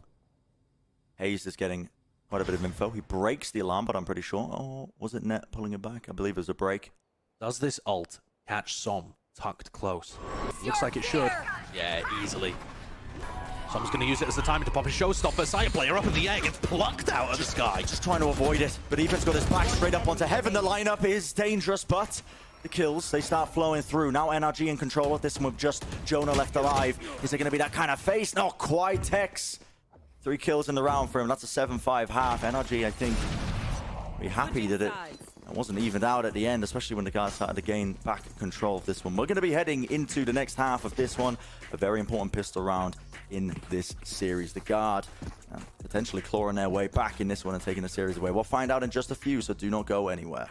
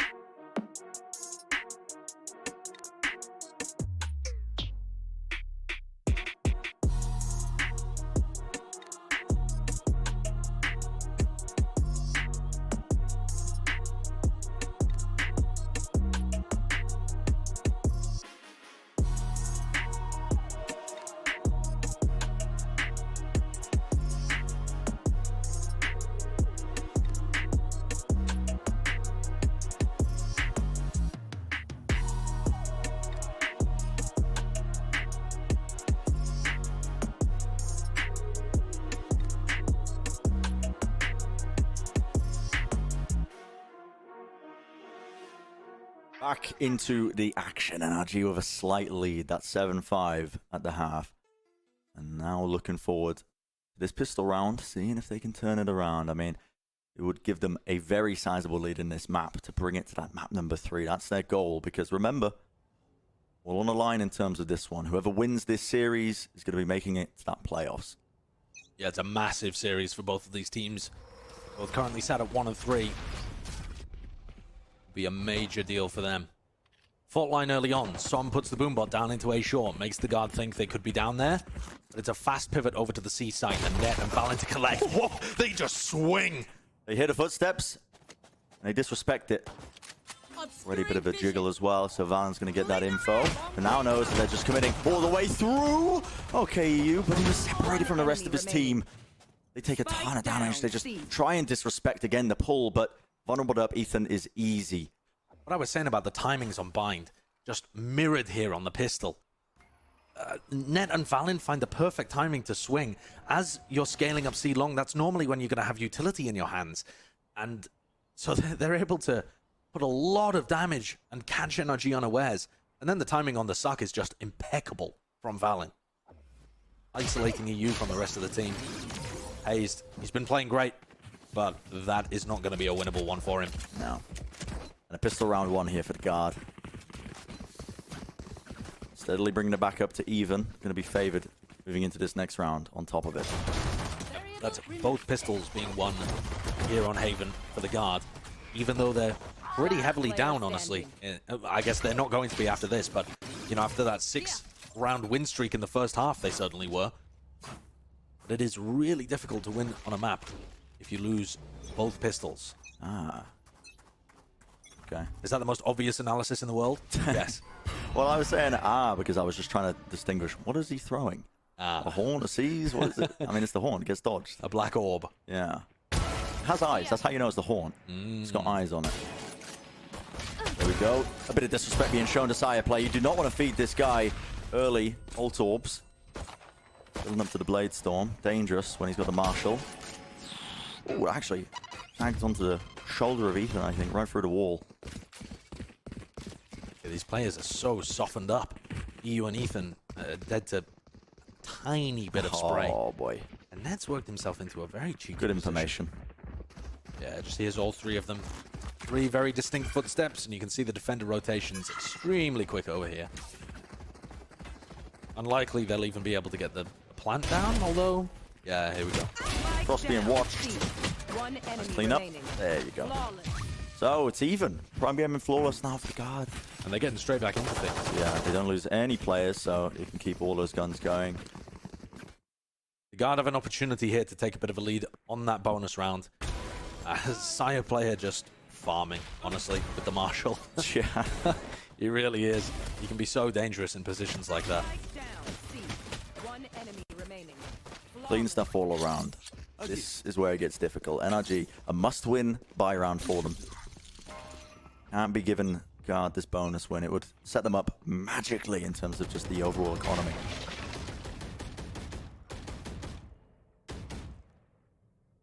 Heavily anticipating a garage peek there. And I'm just taking a look at the defensive setup of the Guard and where Trent is playing, how he's getting value out of this utility usage. Throws his C's early towards A lobby, which is going to give them early control of that area of the map. Make NRG worried. There could be somebody pushed up into short, for example. But now, kind of in the, you know, mid, as you start to get into the mid round, NRG are free to explore down short, down long, and there's really no resistance here. No, none at all. Players just holding back. I mean, Trent just, yeah, that was a haunt in his hand, so ready and waiting. Tex wants to try and just jiggle clear that. Yeah, crazy. I mean, looked like Net was maybe looking at the minimap or something there. Should have been favored holding the angle, and instead Tex gets away with it. This is still not the easiest one in the world. Oh, okay, shot to the head. EU dropped down to very low health, but the dart clears a decent portion of the site. Now they're going to start to get that plant down. 30 seconds Like left. in the corner to pull. Oh my goodness, you just got it off. Valen could hear the plant location. Just couldn't arm the star fast enough. Yet the aftershock is still doing damage. That's wild. I mean, just obliterates EU. Takes things down to a 3v3. Flash the turned. back. Yeah. And this double hold should be a little difficult. Done through. Weapons aren't ideal for the Guard, but it's certainly still winnable. Has to try and wait and anticipate this dropout from Heaven, and they're still there. Sire player takes the perfect timing on top of it, running straight ahead. How does Jonah P get that? Ethan now left alone. Time running so low. He knows exactly where he is. Has to stick it now onto the have you. He certainly doesn't have You that, haven't got surely. that. Oh my god. Oh, that one was close. Oh, that was a little too close. Oh my god. And Listen, end of the day, NRG, they win the anti-bonus. The question is, bit of a, well, it's not even a question. That was a bit of a Pyrrhic victory. They can't afford they don't have anything money, now. man. They got 3k each. No, they just got robbed. How on earth does Jonah get the second kill from Heaven? Long range with a Spectre. And then Sire still does like all of the economic damage towards the end. I'd love to see a replay from him because I'm not sure how he got it, and I didn't know if it was him. Oh, he wasn't flying through the air. He wasn't flying through the air? No, Okay, good, good. Might have had to have a change in career path. Not as far as I'm aware. Yep. But look how shoddy the buy is here for NRG. They're still going to go for it, and some finds the open. Some finds two. Yeah, that's a phantom moment. Can't really do that with a Vandal. Just spraying in there. And Net decides to take matters into his own hands. He's having like a little 1v1 battle on the other side of the map against Tex. Yeah, not gonna lie, he's playing with some confidence. He is, It's yeah. been working out for them. Yeah. Definitely there are times where Net just kind of sits passively on the killjoy, doesn't do too much. But he has been pushing, getting info and kills for the team. NRG should still be the ones favored at least. They have a 4v3. Som is so low, contacting up to the corner. Smoke to try and get him out, but Jonah P, that's a little bit off. He's caught just in the position of it. Alan though, this is his comfort zone. Just trying to anchor this one down, flicks across, but Ethan is there. And despite the fact that the guard had such a massive economical advantage, They're re-pushing this. wow. Hold up. This could actually be good for net. This could boom them. No way! Oh. Almost lighting up. Oh my Almost word. gifted him the round. That was about the only way that I could see NRG losing the round, but okay, that's fine. Frankly though, Som wins the round within the first 10 seconds by being able to dismantle the long hold. I think from the guard's perspective there, with Saya Player and Trent, they almost took a laissez-faire approach to that, as if they were playing against an eco. Sure. They were like, yeah, no. But they probably assumed they might be ecoing. Yeah, look at NRG's buy. They're probably not going to have weapons. We can just go for this orb. We can play aggressive and long. And Som showed them why they still need to respect NRG in these light buy moments. There are still 4 out of 5 players from NRG using light armor. And no, it's not a strat. That's just the state of the economy. They'd be buying full armor if they could. I'm sure of it. And it has been NRG steadily clinging on to this lead, but it has been so hard fought the entire time for them. Just barely ahead when it comes to the round differential. Oh my word, the confidence again. Mentioned it earlier, still he's going to be shut down this time. Can't escape. Does Tex... Looks like he is. I mean, I was wondering, is he going to anticipate it? But yeah. Pushed up. Valen wants to hold that angle to see if he can get it just at least a one and done. Respect being shown with the rolling thunder just going to be committed. Flash into the back of the side on top of it. Trent looking like he wants to take a timing through the smoke, perhaps. But this round should not get too crazy. How do you grab this if you're Trent? He's in backside. Against the wall, holding the angle. He's able to find a timing here. He's waiting for somebody to just, I think... I mean, Saya was on the flank, but he chose not to go fully C long. There's just no shot, right? Patience. He had the shot. One enemy remaining. Oh my. Oh my! You've got to be joking. Aye, man. What is that? We've seen so many times in this series. I'm not even casting then. I'm holding my breath. I know, it's just bonkers. I mean, the flank that comes through Garage, and then I don't know how Saya Player gets that classic kill. But look at this. But this is great patience from Trent, because he's also just giving information the whole time. And as soon as Saya Player is trying to swing on the angle in Garage, he takes Ethan out. You know, that player that's defending the sightline, gone. Okay, though, at the end of the day, that's another anti-eco that NRG just squeak by with. Up 10-7 here. Can they hold on for the rest of this map? That's what it's about. Let's play. Okay to squeak by as long as you just keep remaining ahead. One from the guard again, just being used early. This has been used a lot by Trent to try and get information. They're saving the C's in this round. Oh my word. The dash, it's expired. They've jiggle peeked it. Still gets it. Yeah, he's holding a little bit more of a more passive line, perhaps, than NRG were really expecting with their jiggles. Now he's holding an off angle. Tex should be aware that this one's possible. The flash catches him. It's pushed Tex onto the angle. If he holds this and Saya Player chooses to repeat, he's favored. He lays him. I mean, that's a lot of damage being put into him. A flash as well. There's a stun to try and catch him. Need to show the respect to Saya Player with the Cosmic Divide splitting up the site. NRG, they're going to be wanting to go off of this. The spike is leaning over towards A. There's no pace. No. There's no speed. They're just taking their time. They're not scaling into the site very effectively. They missed the recon dart as well, from what I can see. All over the place. Maybe that wasn't a miss. Maybe that's some mad tech, but not one that I'm aware of. Hayes on the other side, though, does collect net. Here comes the retake off the back of the Fade ultimate. They know where Ethan is. He is so pressured, but dodges the Rolling Thunder and gets a kill. There's no way. There's no way. So much has been committed into this one. The guard cannot let it slip. It's a 2v3, pushing through Jonah P. What a flick. Straight onto the angle, but it is a 2v1. Utility pulled out. Valen has to do some ridiculous stuff. Swinging through. It's a bit of running and gunning. But it's NRG to win it, and the guard, they committed so much into it. Ethan is a miracle worker to be able to get those kills. I know he's at the bottom of the scoreboard, but frankly, that's where you expect the breach to be. No way. And Ethan's been able to find a lot of value with his utility and sometimes his rifling in those situations. Look how disappointing Net is there to die. But the fact that Ethan gets hit with the Fade ultimate, manages to avoid the Rolling Thunder, navigate into hell, gets a kill off his Aftershock, and a player that drops into him. I mean, NRG is set up for the map win here. They should be. If they can just dodge one more eco round, they're going to be on map point. And they are playing so cautiously. It's a hold, waiting, looking, or maybe just thinking, okay, they could be pushing into mid. The garage control being taken. The guard went for this same push last time they were on an eco. Ethan should be somewhat aware. Jiggles it, doesn't see. But he's in a position to hear any kind of cloudburst that could get past. In fact, Sireplayer doesn't have any of them. So no potential to get past this trademark unless Valen smokes. Yeah, it looks like he's put down a star. Yeah, there is a star there. Yeah, you're right.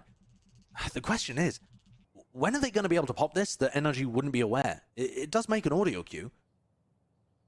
If somebody was holding it, which there's a player in close proximity. That's just hazed, wandering by. He will hear it if the star is popped. Such a quiet contact round from NRG. Are they aware of this? Jonah just cannot know that they've slipped by him. Stars placed down. Players still in control of C-Long here. If they don't clear out Sire, this could get incredibly dangerous, but running around they do. 30 seconds That left. is well drilled. Very diligent. They're even checking for third players. And Hayes picks up the lurker. I mean, really good anti-eco round from NRG. Not letting anything slip. Flash through.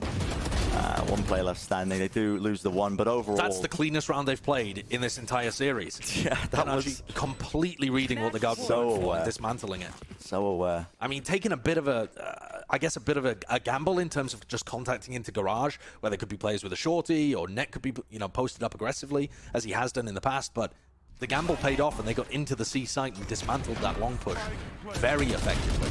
Oh my god, the movement. And we saw NRG with a comeback on Bind. The guard got up to map point, and NRG was still able to mount a comeback that got them all the way back to 12-11.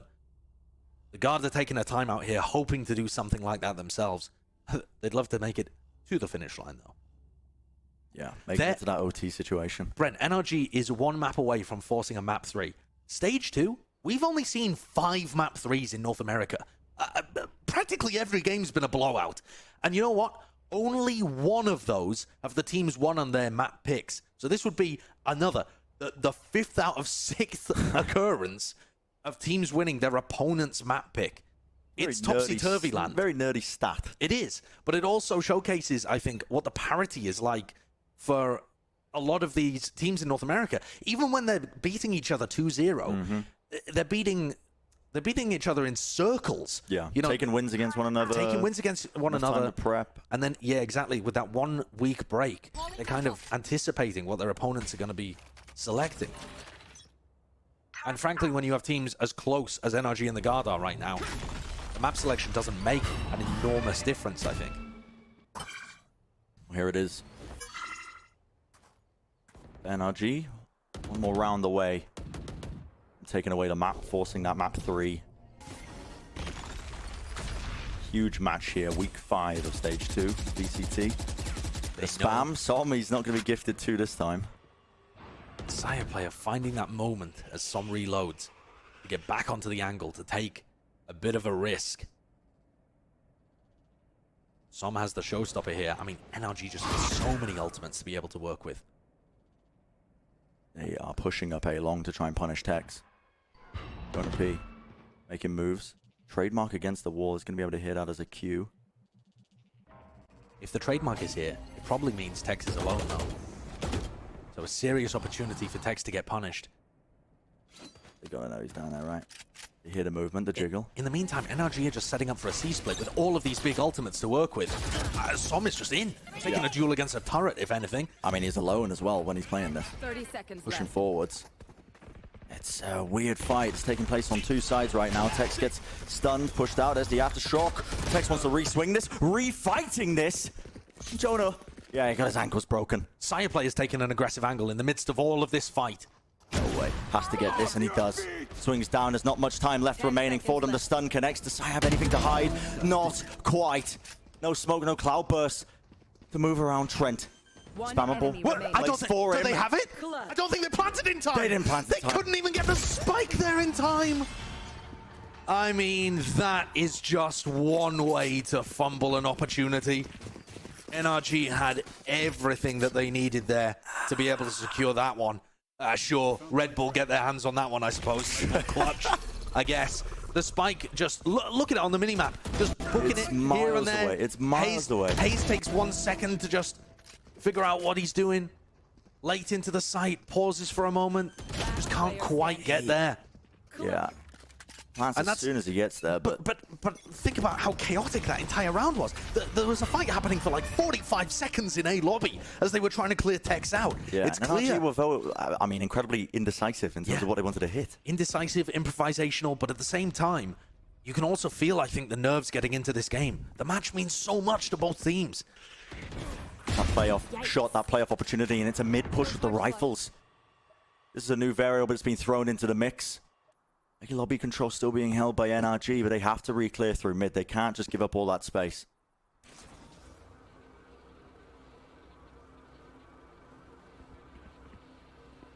Drone's going to be used to do it. The minute mark, a big tool that they're not really going to have for anything else. They still have great ultimates to be able to work with here. You know, Showstopper to be able to get into the A site, for example. And then playing EU's ultimate for the post plant. They have all of these tools to be able to work with. The Guard have got the read, though. 3 players over here towards the A site. Not particularly set up, though, for the defense. I was going to say, how did they get in, though, with no smokes available to them? But the answer is like that. Tex moves forward. Valen playing inside of his own smoke. And now he knows the players are ripping around the corner. He gets onto Som. One there. Ethan, you are joking, man. The wallbang shot onto Trent. He's taken out onto Heaven. The plant is down, and it's all on this. The 1v1. Net to try and keep his team in the series. EU to carry it forwards into map number 3. Just tucked around into short. EU knows he has to just play the time right now. The tap, waiting for it. No way has this been ready. Sees the positioning to spam. The reset on it. Gorgeous. It. Absolutely gorgeously played by Net to recover that one at map point for NRG. He gets the read. He knows it's likely that EU's playing in an off position. And that's got to be the most predictable one. Dude, I think that's also, though, to make that play when EU has Hunter's Fury available, where he could have repositioned to lobby. Is it neither plan, assuming you heard it?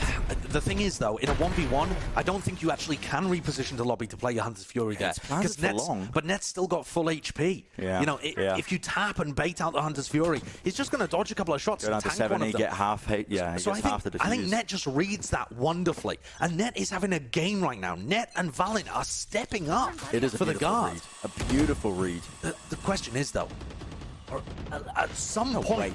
can NRG get it over the line? Second round in a row, pushing down mid. Rivals in hand, Spectres in hand. It doesn't even matter. Just playing it all the way up. The knives were popped up the updraft as well. Net catches the one who's working his way in. It's a 2v2 again. It's coming down to these scrappy rounds. Yeah, the Guard are certainly making NRG pay for every inch of map control they're trying to take. And Net's looking to push once more. There's no trademark here. I mean, you can see it on the minimap, but it's not active. Tex has already hit the dirt.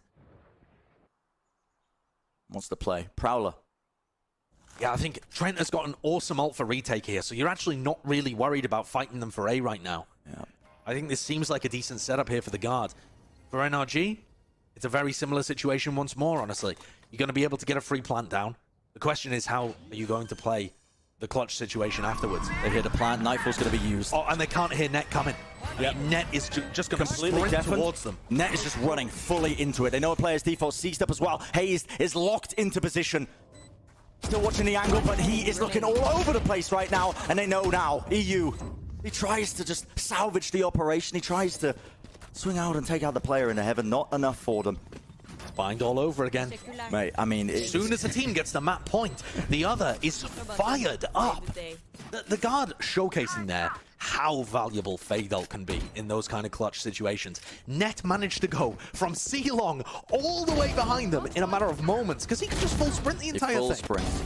And the guts to go for a mid push Again, when your opponent is on map point. 2 rounds in a row. Yeah. I mean, they can't run it a third time, surely. Surely. Surely. NRG take a timeout here. They are desperate to stabilize. EU still with no opportunity to use his Hunter's Fury. Now, Hayes has an ultimate online as well. NRG have had pieces to cook up some kind of interesting strategy. Yeah. But at every moment, the Guard have been able to just dodge that final knockout blow. I say knockout. It would be the third map that we'd be going to if NRG takes this. And it feels like it would be justified. These two teams are so close.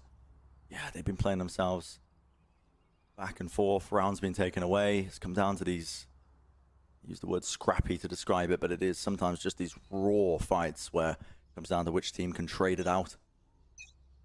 The timeout taken by NRG. They've lost the last few rounds. Time's been brought down to a crawl.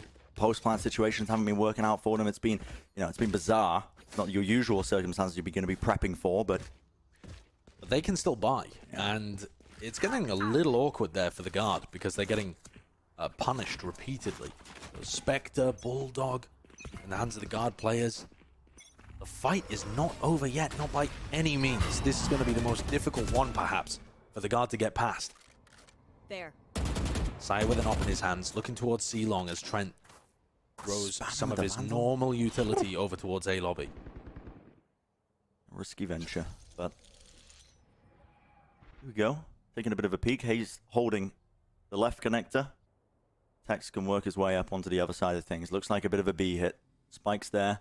Do have that start. It's an alarm bot on the corner. That's going to get cleared with the shock.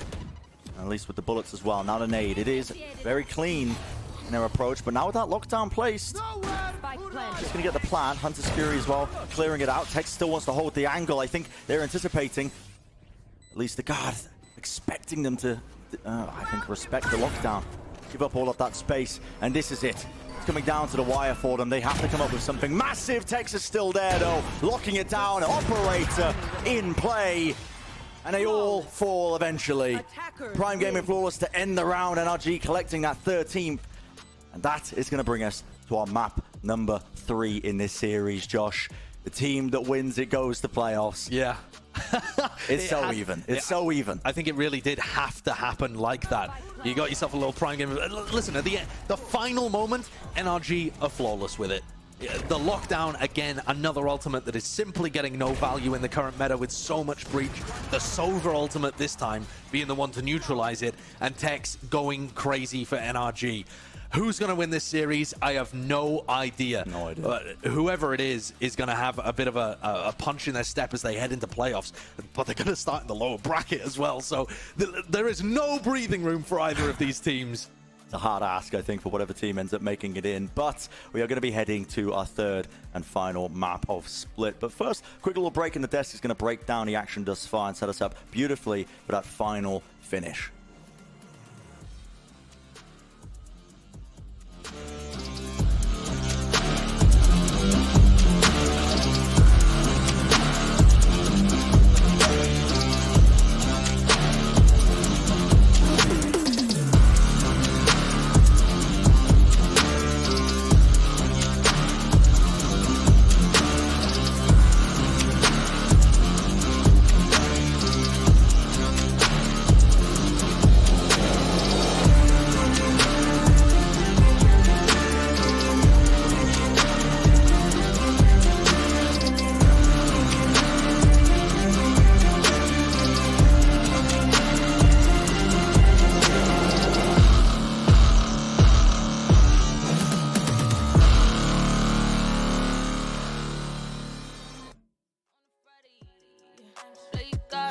Call you daddy.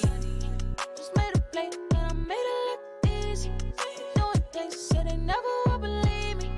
No first class, I take the picture off the visa. Cause my whole lifestyle, I see it's a freezer. I don't need new friends, I don't need new friends.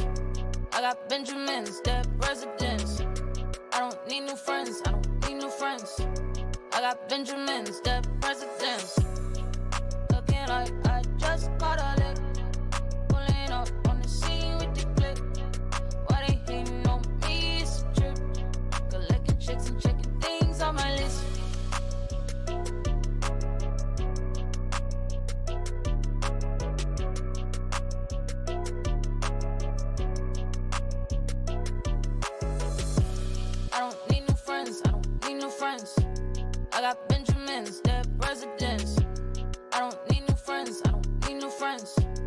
I got Benjamins, dead presidents. Looking like I just caught a lick. Pulling up on the scene with the clip. Why they hating on me? It's a trip. Collecting checks and checking things on my list.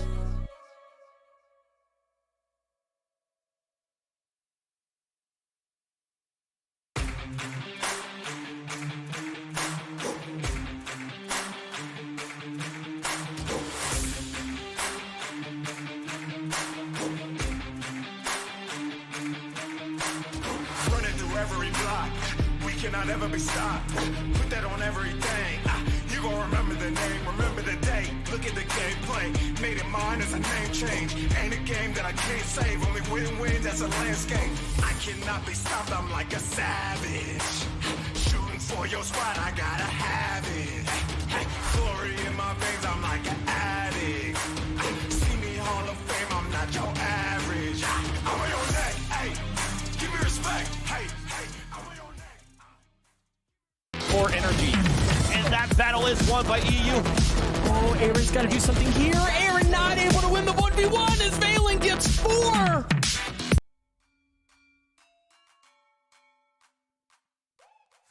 Welcome back, everyone, to the VCT Challengers North America, where we just wrapped up map number 2 for our first match of the day between NRG taking on the Guard.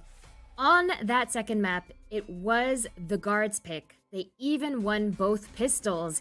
And yet, Ender, we just saw what happens with NRG being able to stay not only in the game, but clawing it out all the way to secure the win.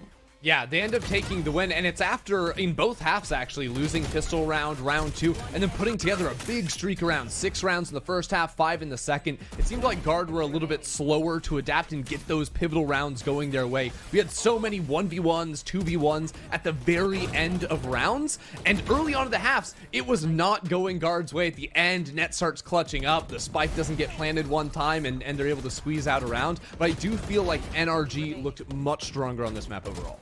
Yeah, I also think that we have NRG going for, the comfort for EU going back to the Sova. And I think the beginning of this game, he was so good with his shock darts and in some cases also clutching out rounds as well. That gives them the boost that they need to really start to, play off of his fantastic calls. I mean, he's been calling great so far this series, even on the bind map as well. So for him to find his stride as well, and then end up, taking the map, closing down, shutting down an exit that, or a Guard that seemed to be coming back, that is promising.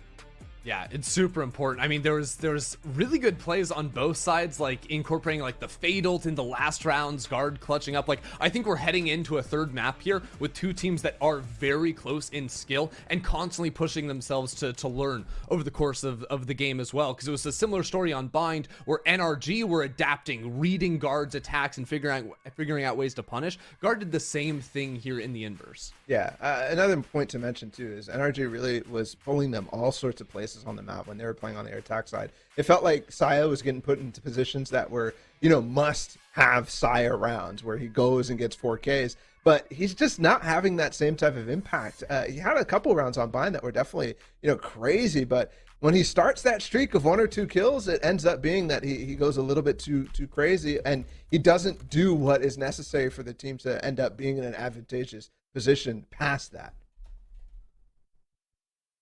Yeah, well, it wasn't just on the side of the Guard, in terms of what we saw in that second half in particular, but also what we saw from Trent. We've seen him on Sky, then we saw him move forward to Sova, and now pulling out the fade. Ender, what were your thoughts on that?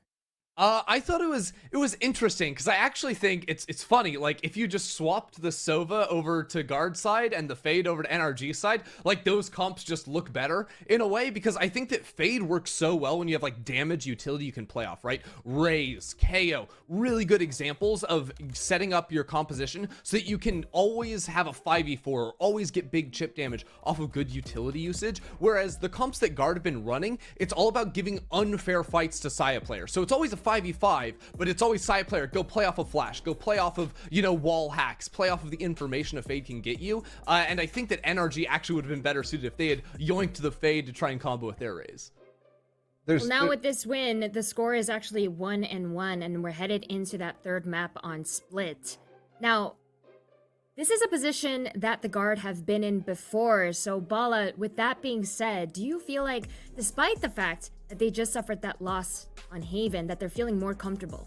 Yeah, I think so. I mean, like you said, this is a position they've been before. They've gone to split third maps in very, very important matches such as this. I mean, I recall last playoffs, them against Cloud9. This is a moment where Valen came into his element. This is a moment where he was really starting to seem like a superstar IGL. And for them to go this into third map, it's going to have to be another one of those performances. But I think this is where they're comfortable. They just pushed XSET to a map win on this map where they were losing by a ridiculous amount. So I can definitely see them feeling comfortable here.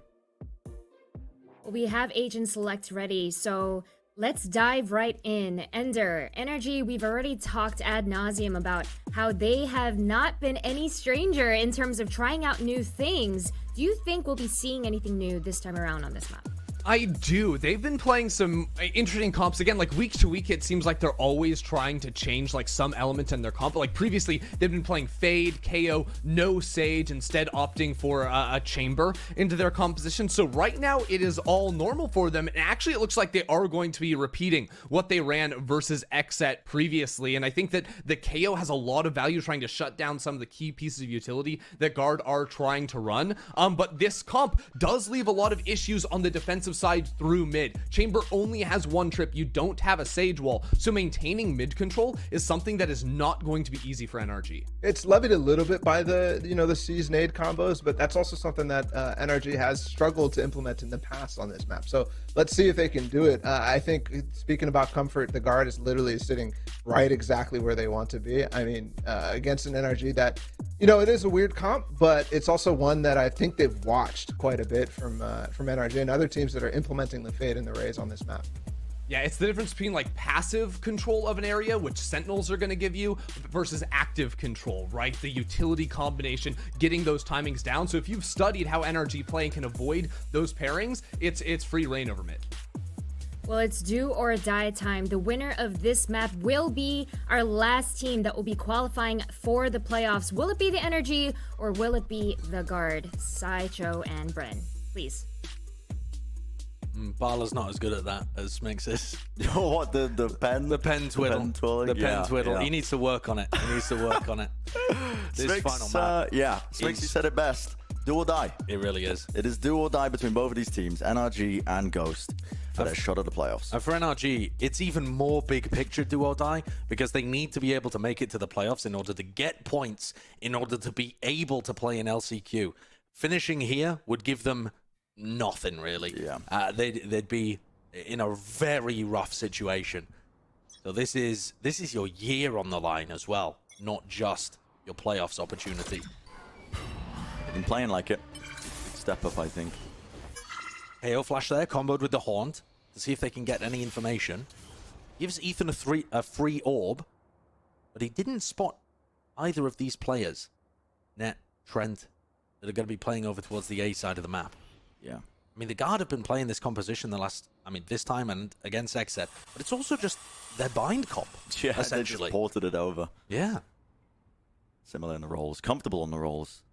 And contact from the Guard, no noise being made. Working their way through mid. I don't know what the read is there. I mean, they're just so confident that nobody will be playing towards that area. They're going to hear this trademark, though. The got that C's primed. Ready and waiting. Gonna let it rip. There you go. It's gonna be catching on to all the players. In fact, it does tremendous amounts of work, a bit of damage. Softens up Valen for the easy kill. Yeah, that decay damage is fabulous and gives him a very free one. The reposition, no net. He's gonna be clearing that out. And now the players, the Guard, with a difficult ass. They have to try and at least work their way into the site. Trent, the complete disrespect being shown, man. Classic in hand, even at the back. Remaining. Oh boy, now it's just down to that 2v1. Now the players are low. No heal available for Jonah. Used it prior. Tex decided to opt into it. He's got 6 headhunter bullets, but he knows he doesn't particularly need it, except it would be useful. Quick body shot onto Trent, that's all it would take. Exactly. 2 shots and this round could be over. And Tex has been nasty. So consistent, he didn't even need the headshot. He finds it anyway. And there you go, a single body shot. Trent, 47 health, disappears in a moment. 2 shots is all it took. Tex still has 4 in his clip. Yeah, that's valuable, man. What was that, $200 to win around? The 200 credit round there. But NRG had some decent ideas of how they wanted to hold that. The seize off the trademark as they're coming out of ropes. They've also got a paranoia that came through heaven as the guard players were spilling out through that gap in the window. And Ethan's anchoring backside with his flashes with the fragment grenade. This is going to be a very hard-fought split. Not just because the match is important, the win is important, but when both of these... The only time we've seen both of these teams play split recently was against XSET. Yeah, the same team. And honestly, with how good XSET are, neither team got destroyed. The Guard obviously managed to come back with a win, but even NRG, it was a 13-9 game where they looked competent. Made it close. Made it close. Pop flash round the side. Okay. Texas gonna respect that one, but not enough to go for these swings, and they are just handing him these kills. Eventually, he will fall. Silence. But NRG are cleaning this one up fairly easily. Only Trent and Valen left alive, and they're in B heaven, running around, giving away where their location is. And Som's kind of isolated here, actually. If there was a flash online for Trent, he's just kind of staring at it, but not available. Okay, that's a bit of a whiff, actually, from Hayes, who's otherwise been hitting some pretty great shots in this series. Trent's got the heal, waited until they were in a safe location. In fact, the time isn't even running low for them. Swapping him up around to full, as well. yeah, swapping around the weaponry to Valen. The thing is, though, eventually here, with 30 seconds left, they're going to be running into Som and Ethan. They've moved all the way over. Still got a nade to be able to work with here as well. 30 seconds left.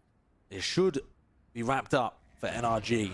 Valen and Trent would have to hit something absurd. A knife, man! Yeah, okay. All the info gained. Yeah, Valen still made it a little expensive towards the end there. And NRG, they've been able to win pistols. They've been able to win the follow-ups. This was something that they were struggling with so much last week against 100 Thieves.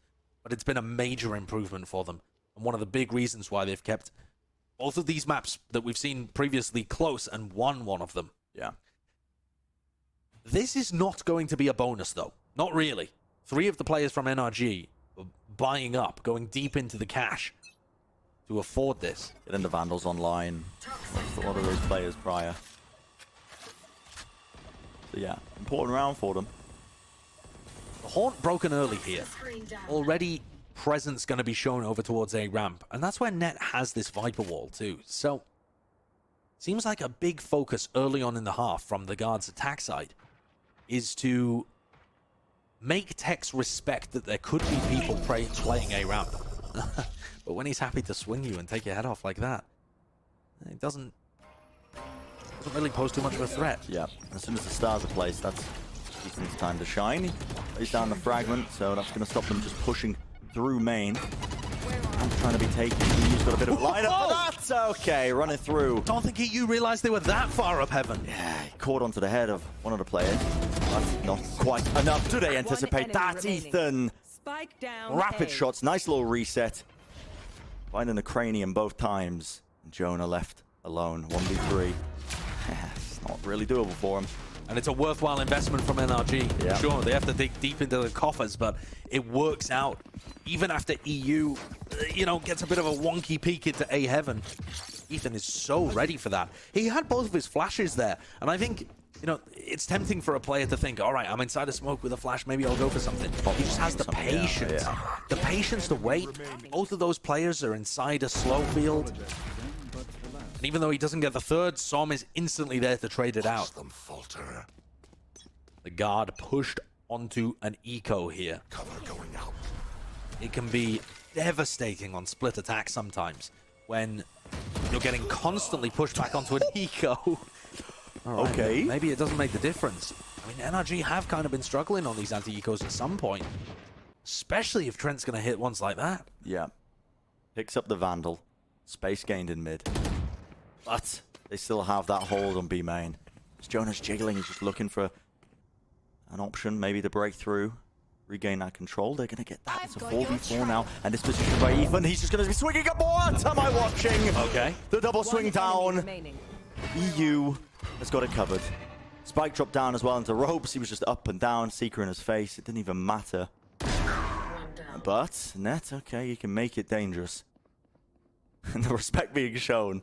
See Som, he's running back. He doesn't want to catch any of those hands. He's running back, but that's given Net a rifle. There's 40 seconds left. Spike position. This angle is brutal, though. One enemy remaining. This angle's brutal, though, but they've given it up. And he gets info on where Som is currently playing, too. 20 seconds. Som's going to have to get vulnerable if he wants to get back up 30 there. seconds left. He drops it down. He is vulnerable. Planting for heaven. You gotta be kidding me. Anticipating it. Som swinging round, man. Wow. I gotta say, Crazy situation there for Som. Net plants in front to play for heaven there because he knows that he's got nade and satchel to disrupt the plant if he plants safe. Sure, but at the same time, too, He has to hit the shot. I mean, yeah, exactly. Som disrespects the snake bite that's been put down, runs through it, takes a little bit of damage, becomes vulnerable.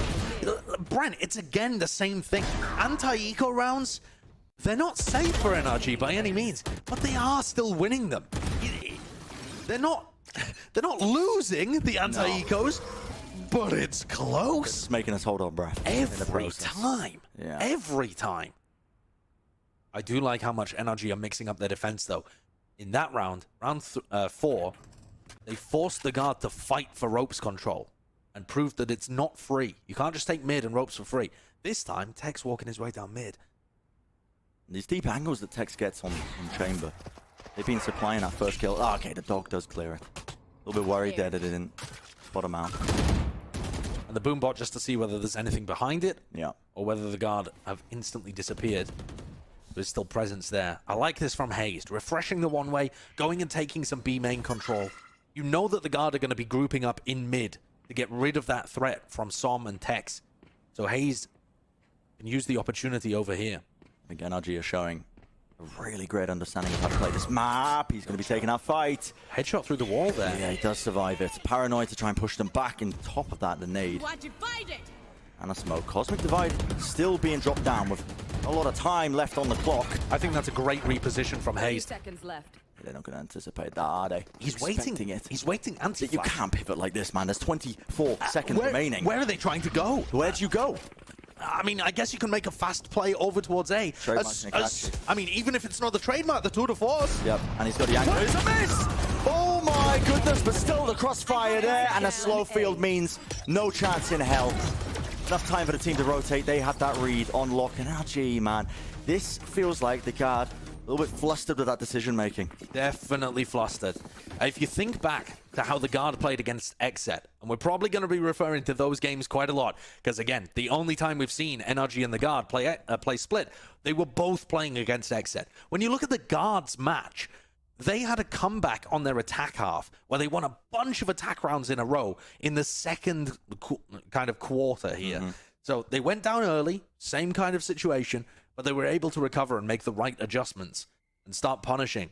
At the moment, though, NRG, they haven't expended all of their looks. They are still coming up with new, different stuff. And the guard are taking time, taking utility, and not really finding those first kills, those good engagements. Yeah, they have, I think, a great understanding of how they want to play this map. We mentioned at the beginning about their defensive protocols, like the way that they have the trademark set up, the C's to go off of it. That was in the pistol round, right? At the very beginning. And still, I think they've just continued that trend. Yeah. The one ways to deny the B main control, like bleeding off the time, makes it so difficult for these teams to attack on split. And I've got to be honest, I love the composition that NRG are running. They have so many different tools to work with. Yeah. You know, they have very strong defensive tools. You said I got to be honest, like that was a bad thing to say. No, I know. You're pained to compliment NRG. No, not at all. But, you know, most of the time I just lie. That's what it is. No, I think this time it's true. I think the fact that Ethan and EU are able to get these like quasi duelist picks. Yeah. You know, they're both initiators, but they can play aggressively if they need to. It just gives you so much to work with on split.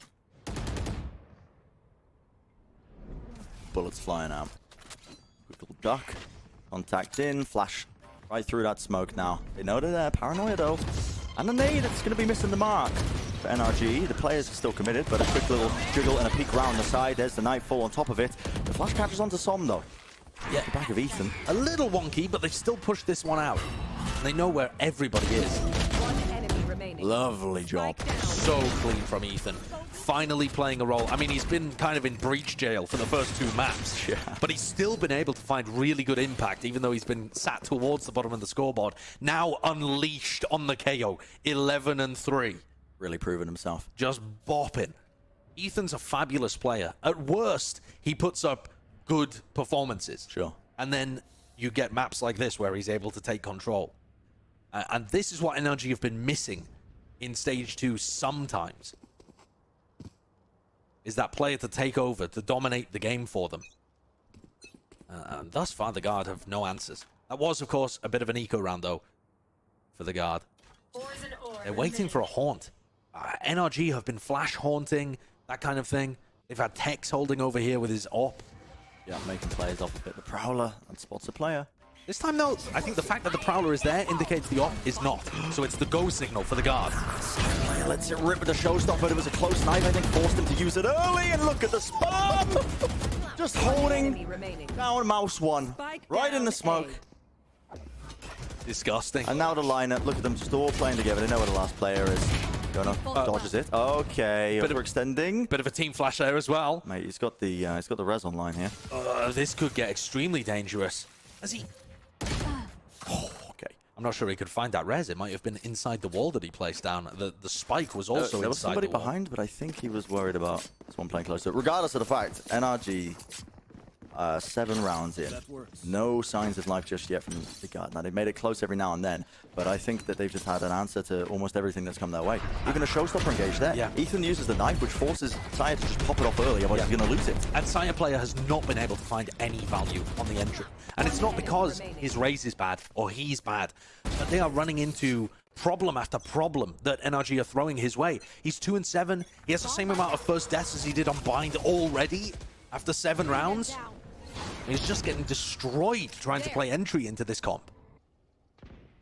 It's been an amazing performance from a lot of the individual players on NRG.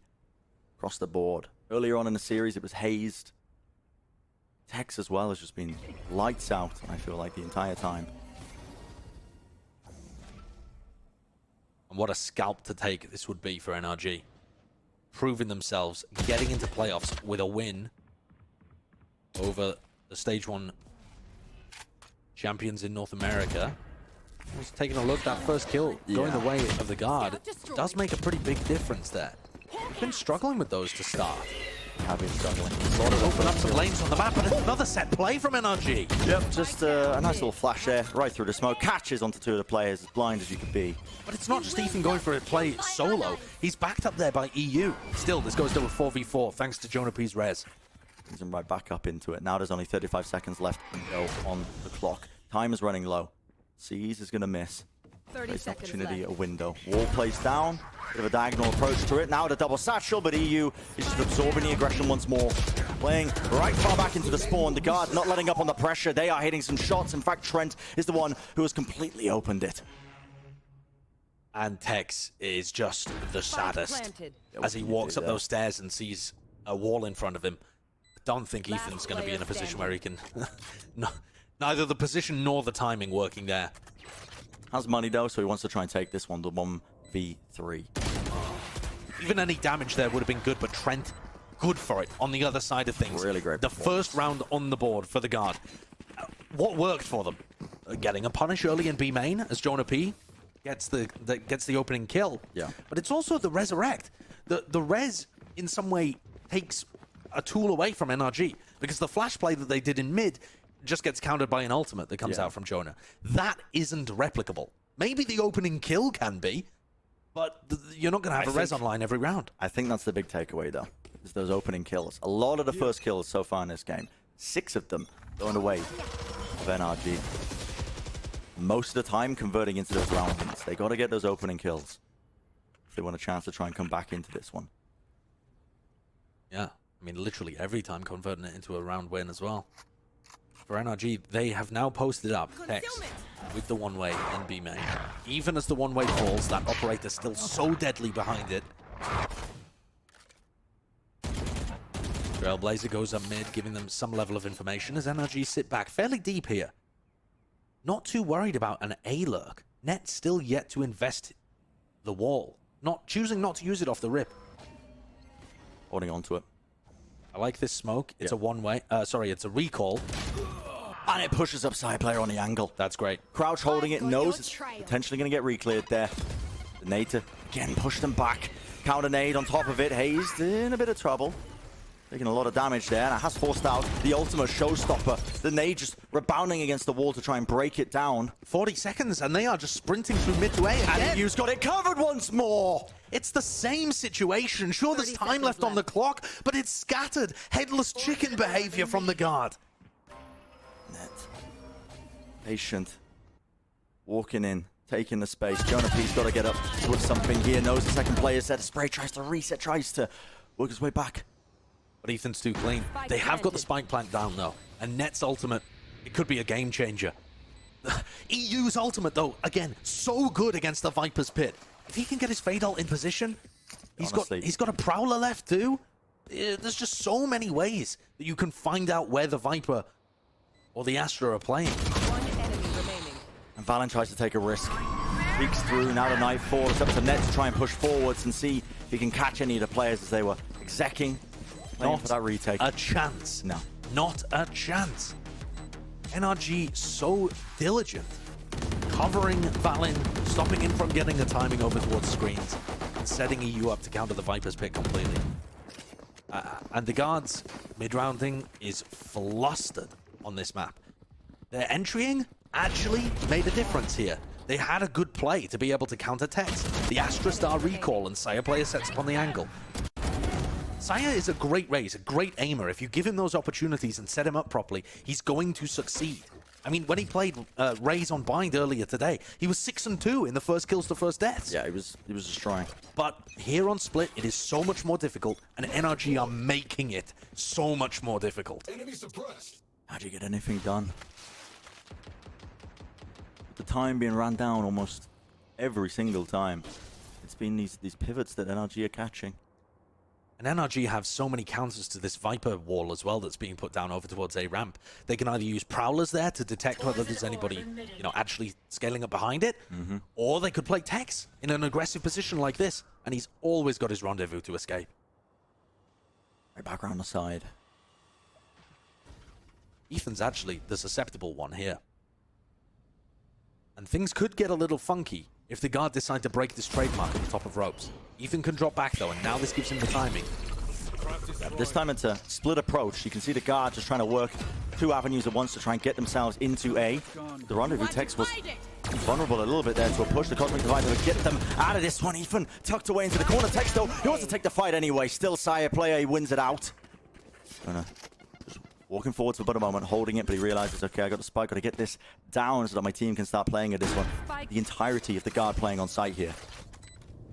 Everybody stuffed into the same kind of positions. There's Paranoia still available for Hayes. Paranoia, nade, like Paranoia C's. through to elbow is going to catch Trent and Jonah P. They have a flash to try and fend it off. They've got everything. C's catches the player as Jonah. Has to just hold the angle though. Operator in hand. He's paranoid up. He actually cannot see or hear a thing still. God, rifles. They find it. Up to Hayes. Straight behind Map. He's got the one. Can he get the second one? No. Trent just about gets it, but how close is that? Around on the board for the guard. They're going to be grateful. They're going to be breathing for but a moment. And but that's only the second that they've been allowed to take. And they had to work for every moment of it. Trent has been fantastic in those late round situations at fending off the 1v1s. The 1v1 win rate for Trent when he's left as the last player alive. I think he was the player to close out Bind, closed out a 3v1 that went wrong on Haven, closed out that round as well.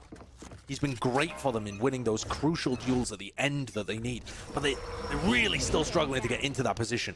Can this be the beginning of a comeback? If the Guard are able to get 4, it might be enough. But they need anything they can get right now. NRG are running away with it. They can taste the playoffs. Yeah, so close. The pressure that was being pushed into mid there as NRG were posting up Tex onto the deep angle. Look at all the information they're gathering from this one. He's worked his way all the way into market. But there's nobody here to contest them at ramp, which has been a bit of a difference maker previously. Looks like NRG are playing a full retake setup for A. Again, anticipating. They don't have ults for this, though. No, they're expecting side player, I think, to go for a double satchel engage. That's why Ethan's so far back with the knife. He's holding it. Yeah. They expect it. They've got the read on this one. They expect it to come through main. Are they going to know it's going to be coming up into ramp into heaven? What a mad Viper wall, actually, that Ned's been put down. It's a heaven control. The paranoia misses. They don't know where this is coming from. They don't have anything. He just lets it rip again, but he doesn't get the value still. The players are falling anyway. Ethan now, bit of a solo play from him as he flashes through, but side play was too far around the corner. Wasn't caught out by it, and the flank also just being contained. NRG not finding particularly value from playing that heavy off-site situation. Wait a second! He's lighting people up. He's got the read. No shot. Solo, and he holds it in the smoke. I cannot believe it. It's an ace clutch for EU. You were talking like it was over. It looked We were talking over. like it was over. We expected it to be over. Oh. There's no way you allow him to get that much. An ace clutch 1v4 from the same position that Ethan also contested them. The guard have Last let it. round in They the half. fumbled it. And EU, what a fabulous series of shots for him to hit. Show me that again. It's a 1v5, in fact. 1v5 ace. Comes through. No one. Where's the swinging swing? off that, Where's the only trade? Jonah. Where's the Late to it. urgency? And EU getting presented with a series of winnable duels, but the fact he takes every one of them. And that's so purposeful of his positioning and movement. And he reads the flank coming through from Trent as well, because, if Trent isn't swinging to trade, where is he? Flanking him at screens. What a read from EU. What a fabulous play. And in terms of players shooting their weapons to win a 1v5, that's the first one we've seen in the groups. This stage. There's only been one other 1v5 this stage. That was Bang against NRG, but that was a very different situation. He ended up just sticking the spike. Xander had an insane 1v5 last stage, actually, too. Yeah. But, my God, that I think that's a death blow for the guard. I was taken out of it. I think that's a death blow for the guard. I mean, listen, lesson learned. Because the thing is, the guard had actually found something that worked there. NRG were playing back off-site. It looked really clean. NRG playing off-site was the same thing, the same mistake they were making against Xset running this comp.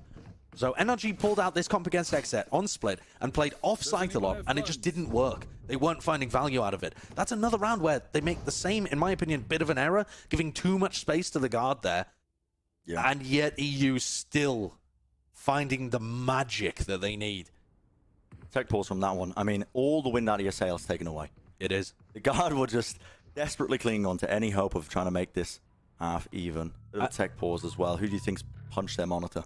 Yeah, I mean... Because, yeah. The guard are going to be in the dumps in terms of their morale right now. It's brutal. The highs and the lows for such a rookie team are insanely difficult to manage. That's one of the things that comes with that experience that you're getting from, Hayes, Ethan, those The kind of ability characters. to navigate it when it gets like this. Navigating the emotional and mental side of the game is the most difficult aspect for these teams in these kind of situations. And that is like a punch to the gut. Yeah. The guard are now going to have to pull off some kind of ridiculous comeback on their defense half. Even if this ends up 9-3, that would be absurd. It's not like NRG's composition looks terrible on the attack side either. If anything, they've got more tools to work with, I think. Yeah. And reminder, this is simple. Win and you're in for playoffs. You will still be in that 4th seed, put straight into the lower bracket. At least you get a shot, though. Exactly. And NRG would have some wind in their sails. And for NRG, it's even more important than the guard because it gives them the points they need to sail up the LCQ rankings. Sure. And even if they don't make it far in terms of the actual players themselves. Exactly. Every spot that they can gain by winning these matches pushes them 10 points higher, 15 points higher, 20 points higher. And we don't know exactly how all of the points are going to work out of this. How it's going to shake out. Yeah. But what we do know is NRG are in a dire strait right now and they need every point they can get. For the guard, they're still sitting pretty for 2022 overall, right? They still made Masters Reykjavik.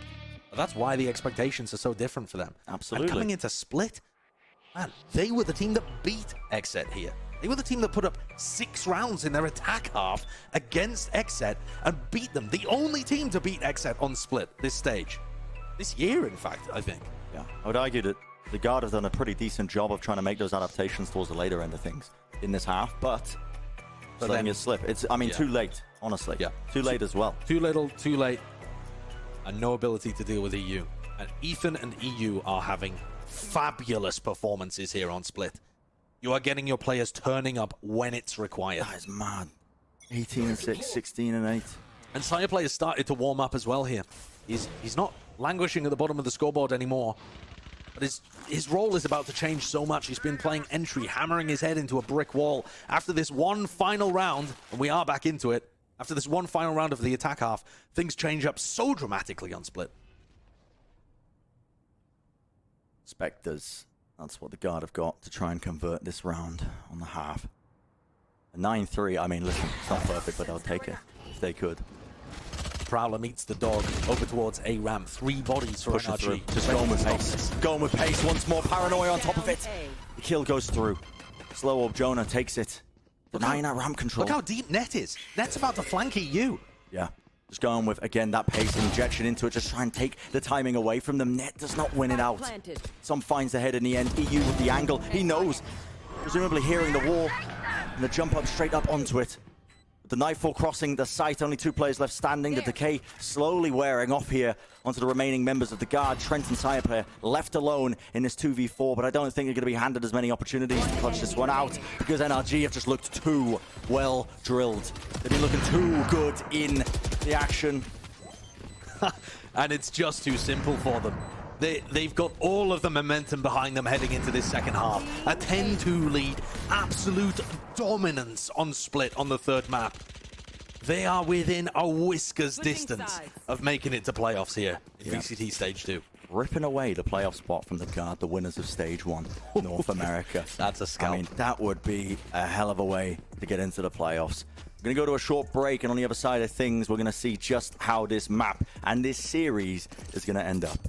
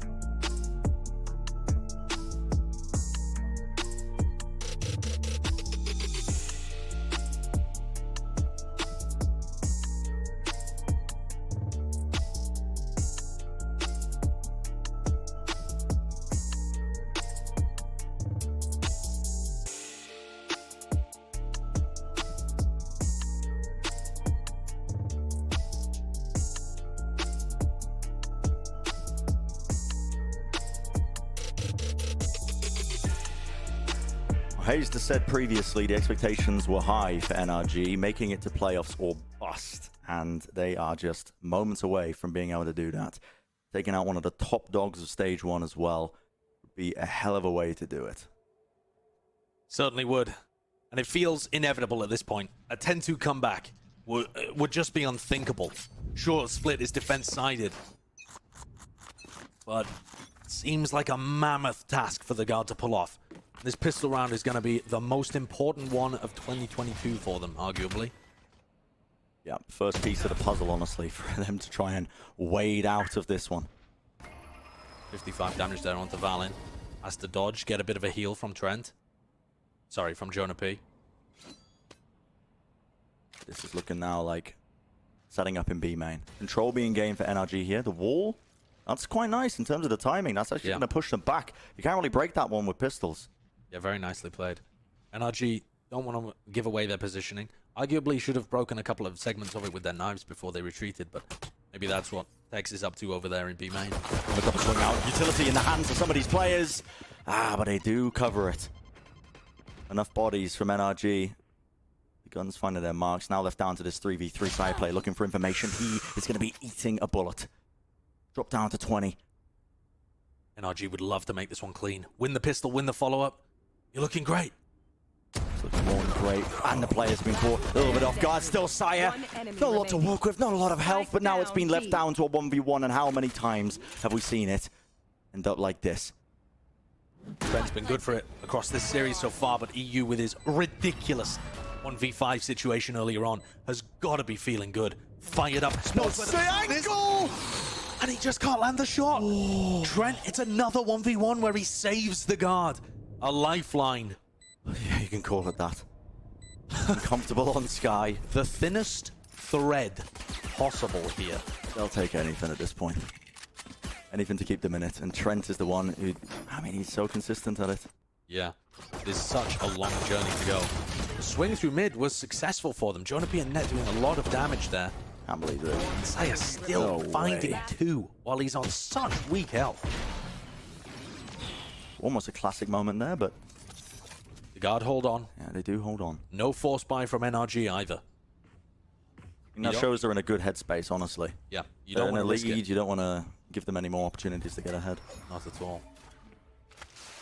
And it's going to be very interesting to see how many, Spectres the guard take into the next round, and whether they choose to go for some kind of bonus when NRG are so close to match point.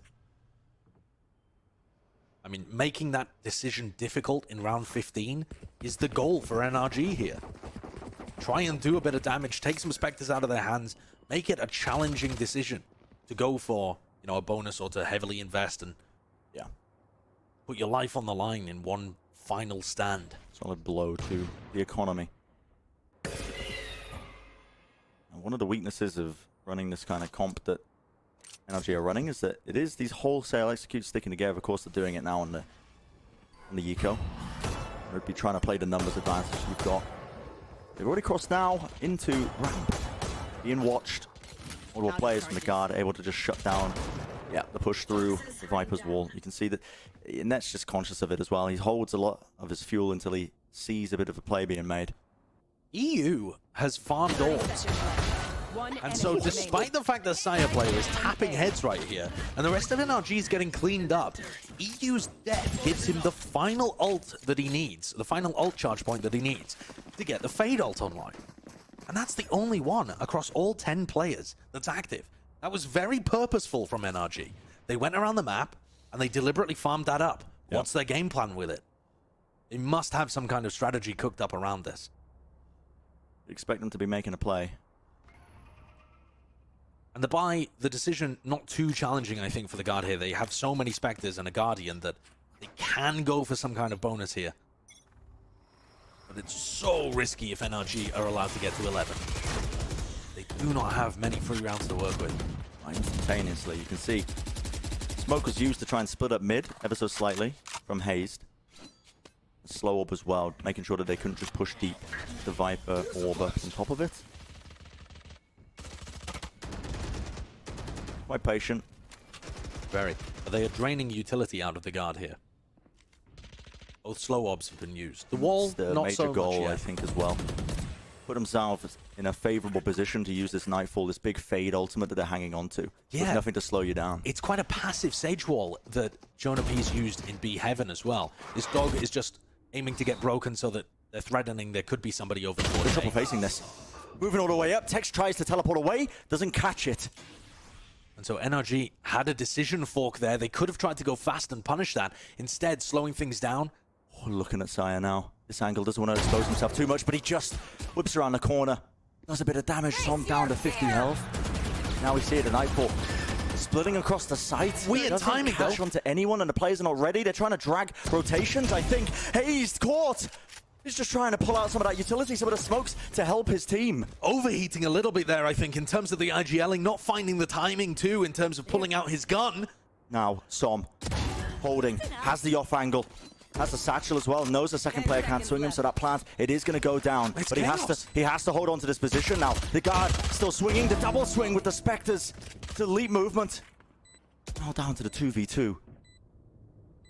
EU's getting flanked here.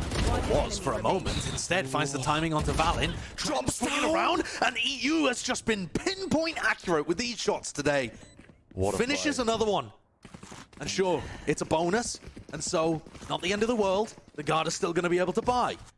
But it edges NRG one round closer. They were handed, I think, a bit of an opportunity there with just the way that push came out from NRG. It was sloppy, very disjointed. I think the biggest problem with it is that they didn't find the timing as the Sage Wall was going down.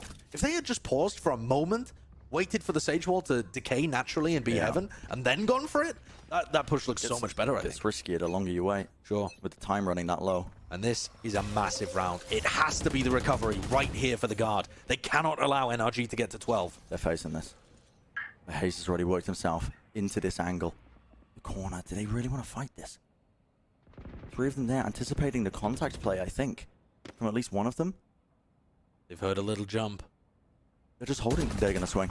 Straight into it, Sire's there. There tries to be a return, but there's so many players fighting over that tooth and nail. It's EU who just about comes out on top. The war in B main. But he is left alone now with only 46 health. 2 players remaining from the guy. That was the 2 players who were just locking down A, making sure that there was nobody getting up to any mischief. And they're going to play together. They're perfectly happy here to play some kind of retake situation. And in fact, EU's just going to walk straight into them. It's not like Ned or Trent are holding any aggressive positions here. But this would be an absurd one for EU to win. Yeah, crosshair placement not quite there. And expecting maybe just a player on the staircase. And so the guard get one more chance. Expensive round for them. It's expensive, sure, but they have still a huge economy advantage over NRG. These are the rounds that get dangerous, though, because now NRG are going to take liberties. They're not worried about throwing away their rifles, so they're going to go aggressive here. Probably a fast play. Yeah, it might not be the whole team going aggressive, although, can see them. Yeah, they are grouping. Leaning A, Som's got a showstopper, but it looks like I think the guard are ready for it. Yeah, this could be a suck nade that destroys NRG, honestly. I think they're anticipating this. The ping's in play by the guard. They're expecting some sort of fashion of it. Yeah, okay. Knife and the showstopper close. Viper's pit. Off onto the corner. How does he not connect that? The counterplay, though. It's in order. Som is so low. Just playing inside this pit. Down to 1 health. Net with the judge out. But he has no idea if there's players around the corner. NRG have all the control over A ramp right now. Even though they're getting decayed, Som 1 health. And it's a massive exchange of ultimates over by the A side with no casualties. And in fact, favorable, I think, to the guard, right? Kind of, yeah, but they don't really have too much information until the Trailblazer comes through. Big piece of utility for Trent that shows 2, 3 players in mid. Hard to see exactly what the dog was looking at there. But gives them good information that NRG have repositioned. Gotta know that they're playing up here, right? Especially when they hear the boom bot. At the same time, though, at any point they could go back into an A split. So these players have got to stay in their position today. Flash catching, knife, just on the lower. They gotta expect now that Jonah is playing here in this position still, locking it, rifle in hand, but the players are falling anyway. NRG just battling through heaven. He's picked up a gun of himself. Now needs to get that spike down with only 20 seconds remaining. And look at the positioning of the guard. Eagerly awaiting for that plan. Now they know exactly where most of the players are going to be. They still, I think, are worried about a flank. That ult purely for information. EU trying to see how many players are there by CT. And 1 trail, 1 player. They know it's going to be Trent at this point too. Where are the others coming from? They clear out B main a little bit. Now they're pretty confident. These 2 players are going to be coming from heaven. Yep. Plays have to be made right now. And you have just handed NRG the keys to it. But oh, those shots just missing there from Tex. And Sire and Trent are so clean. Really did get dangerous. Oh, and here's the problem, Brent. God are starting to believe. They're starting to believe. That's the problem that you have in these moments.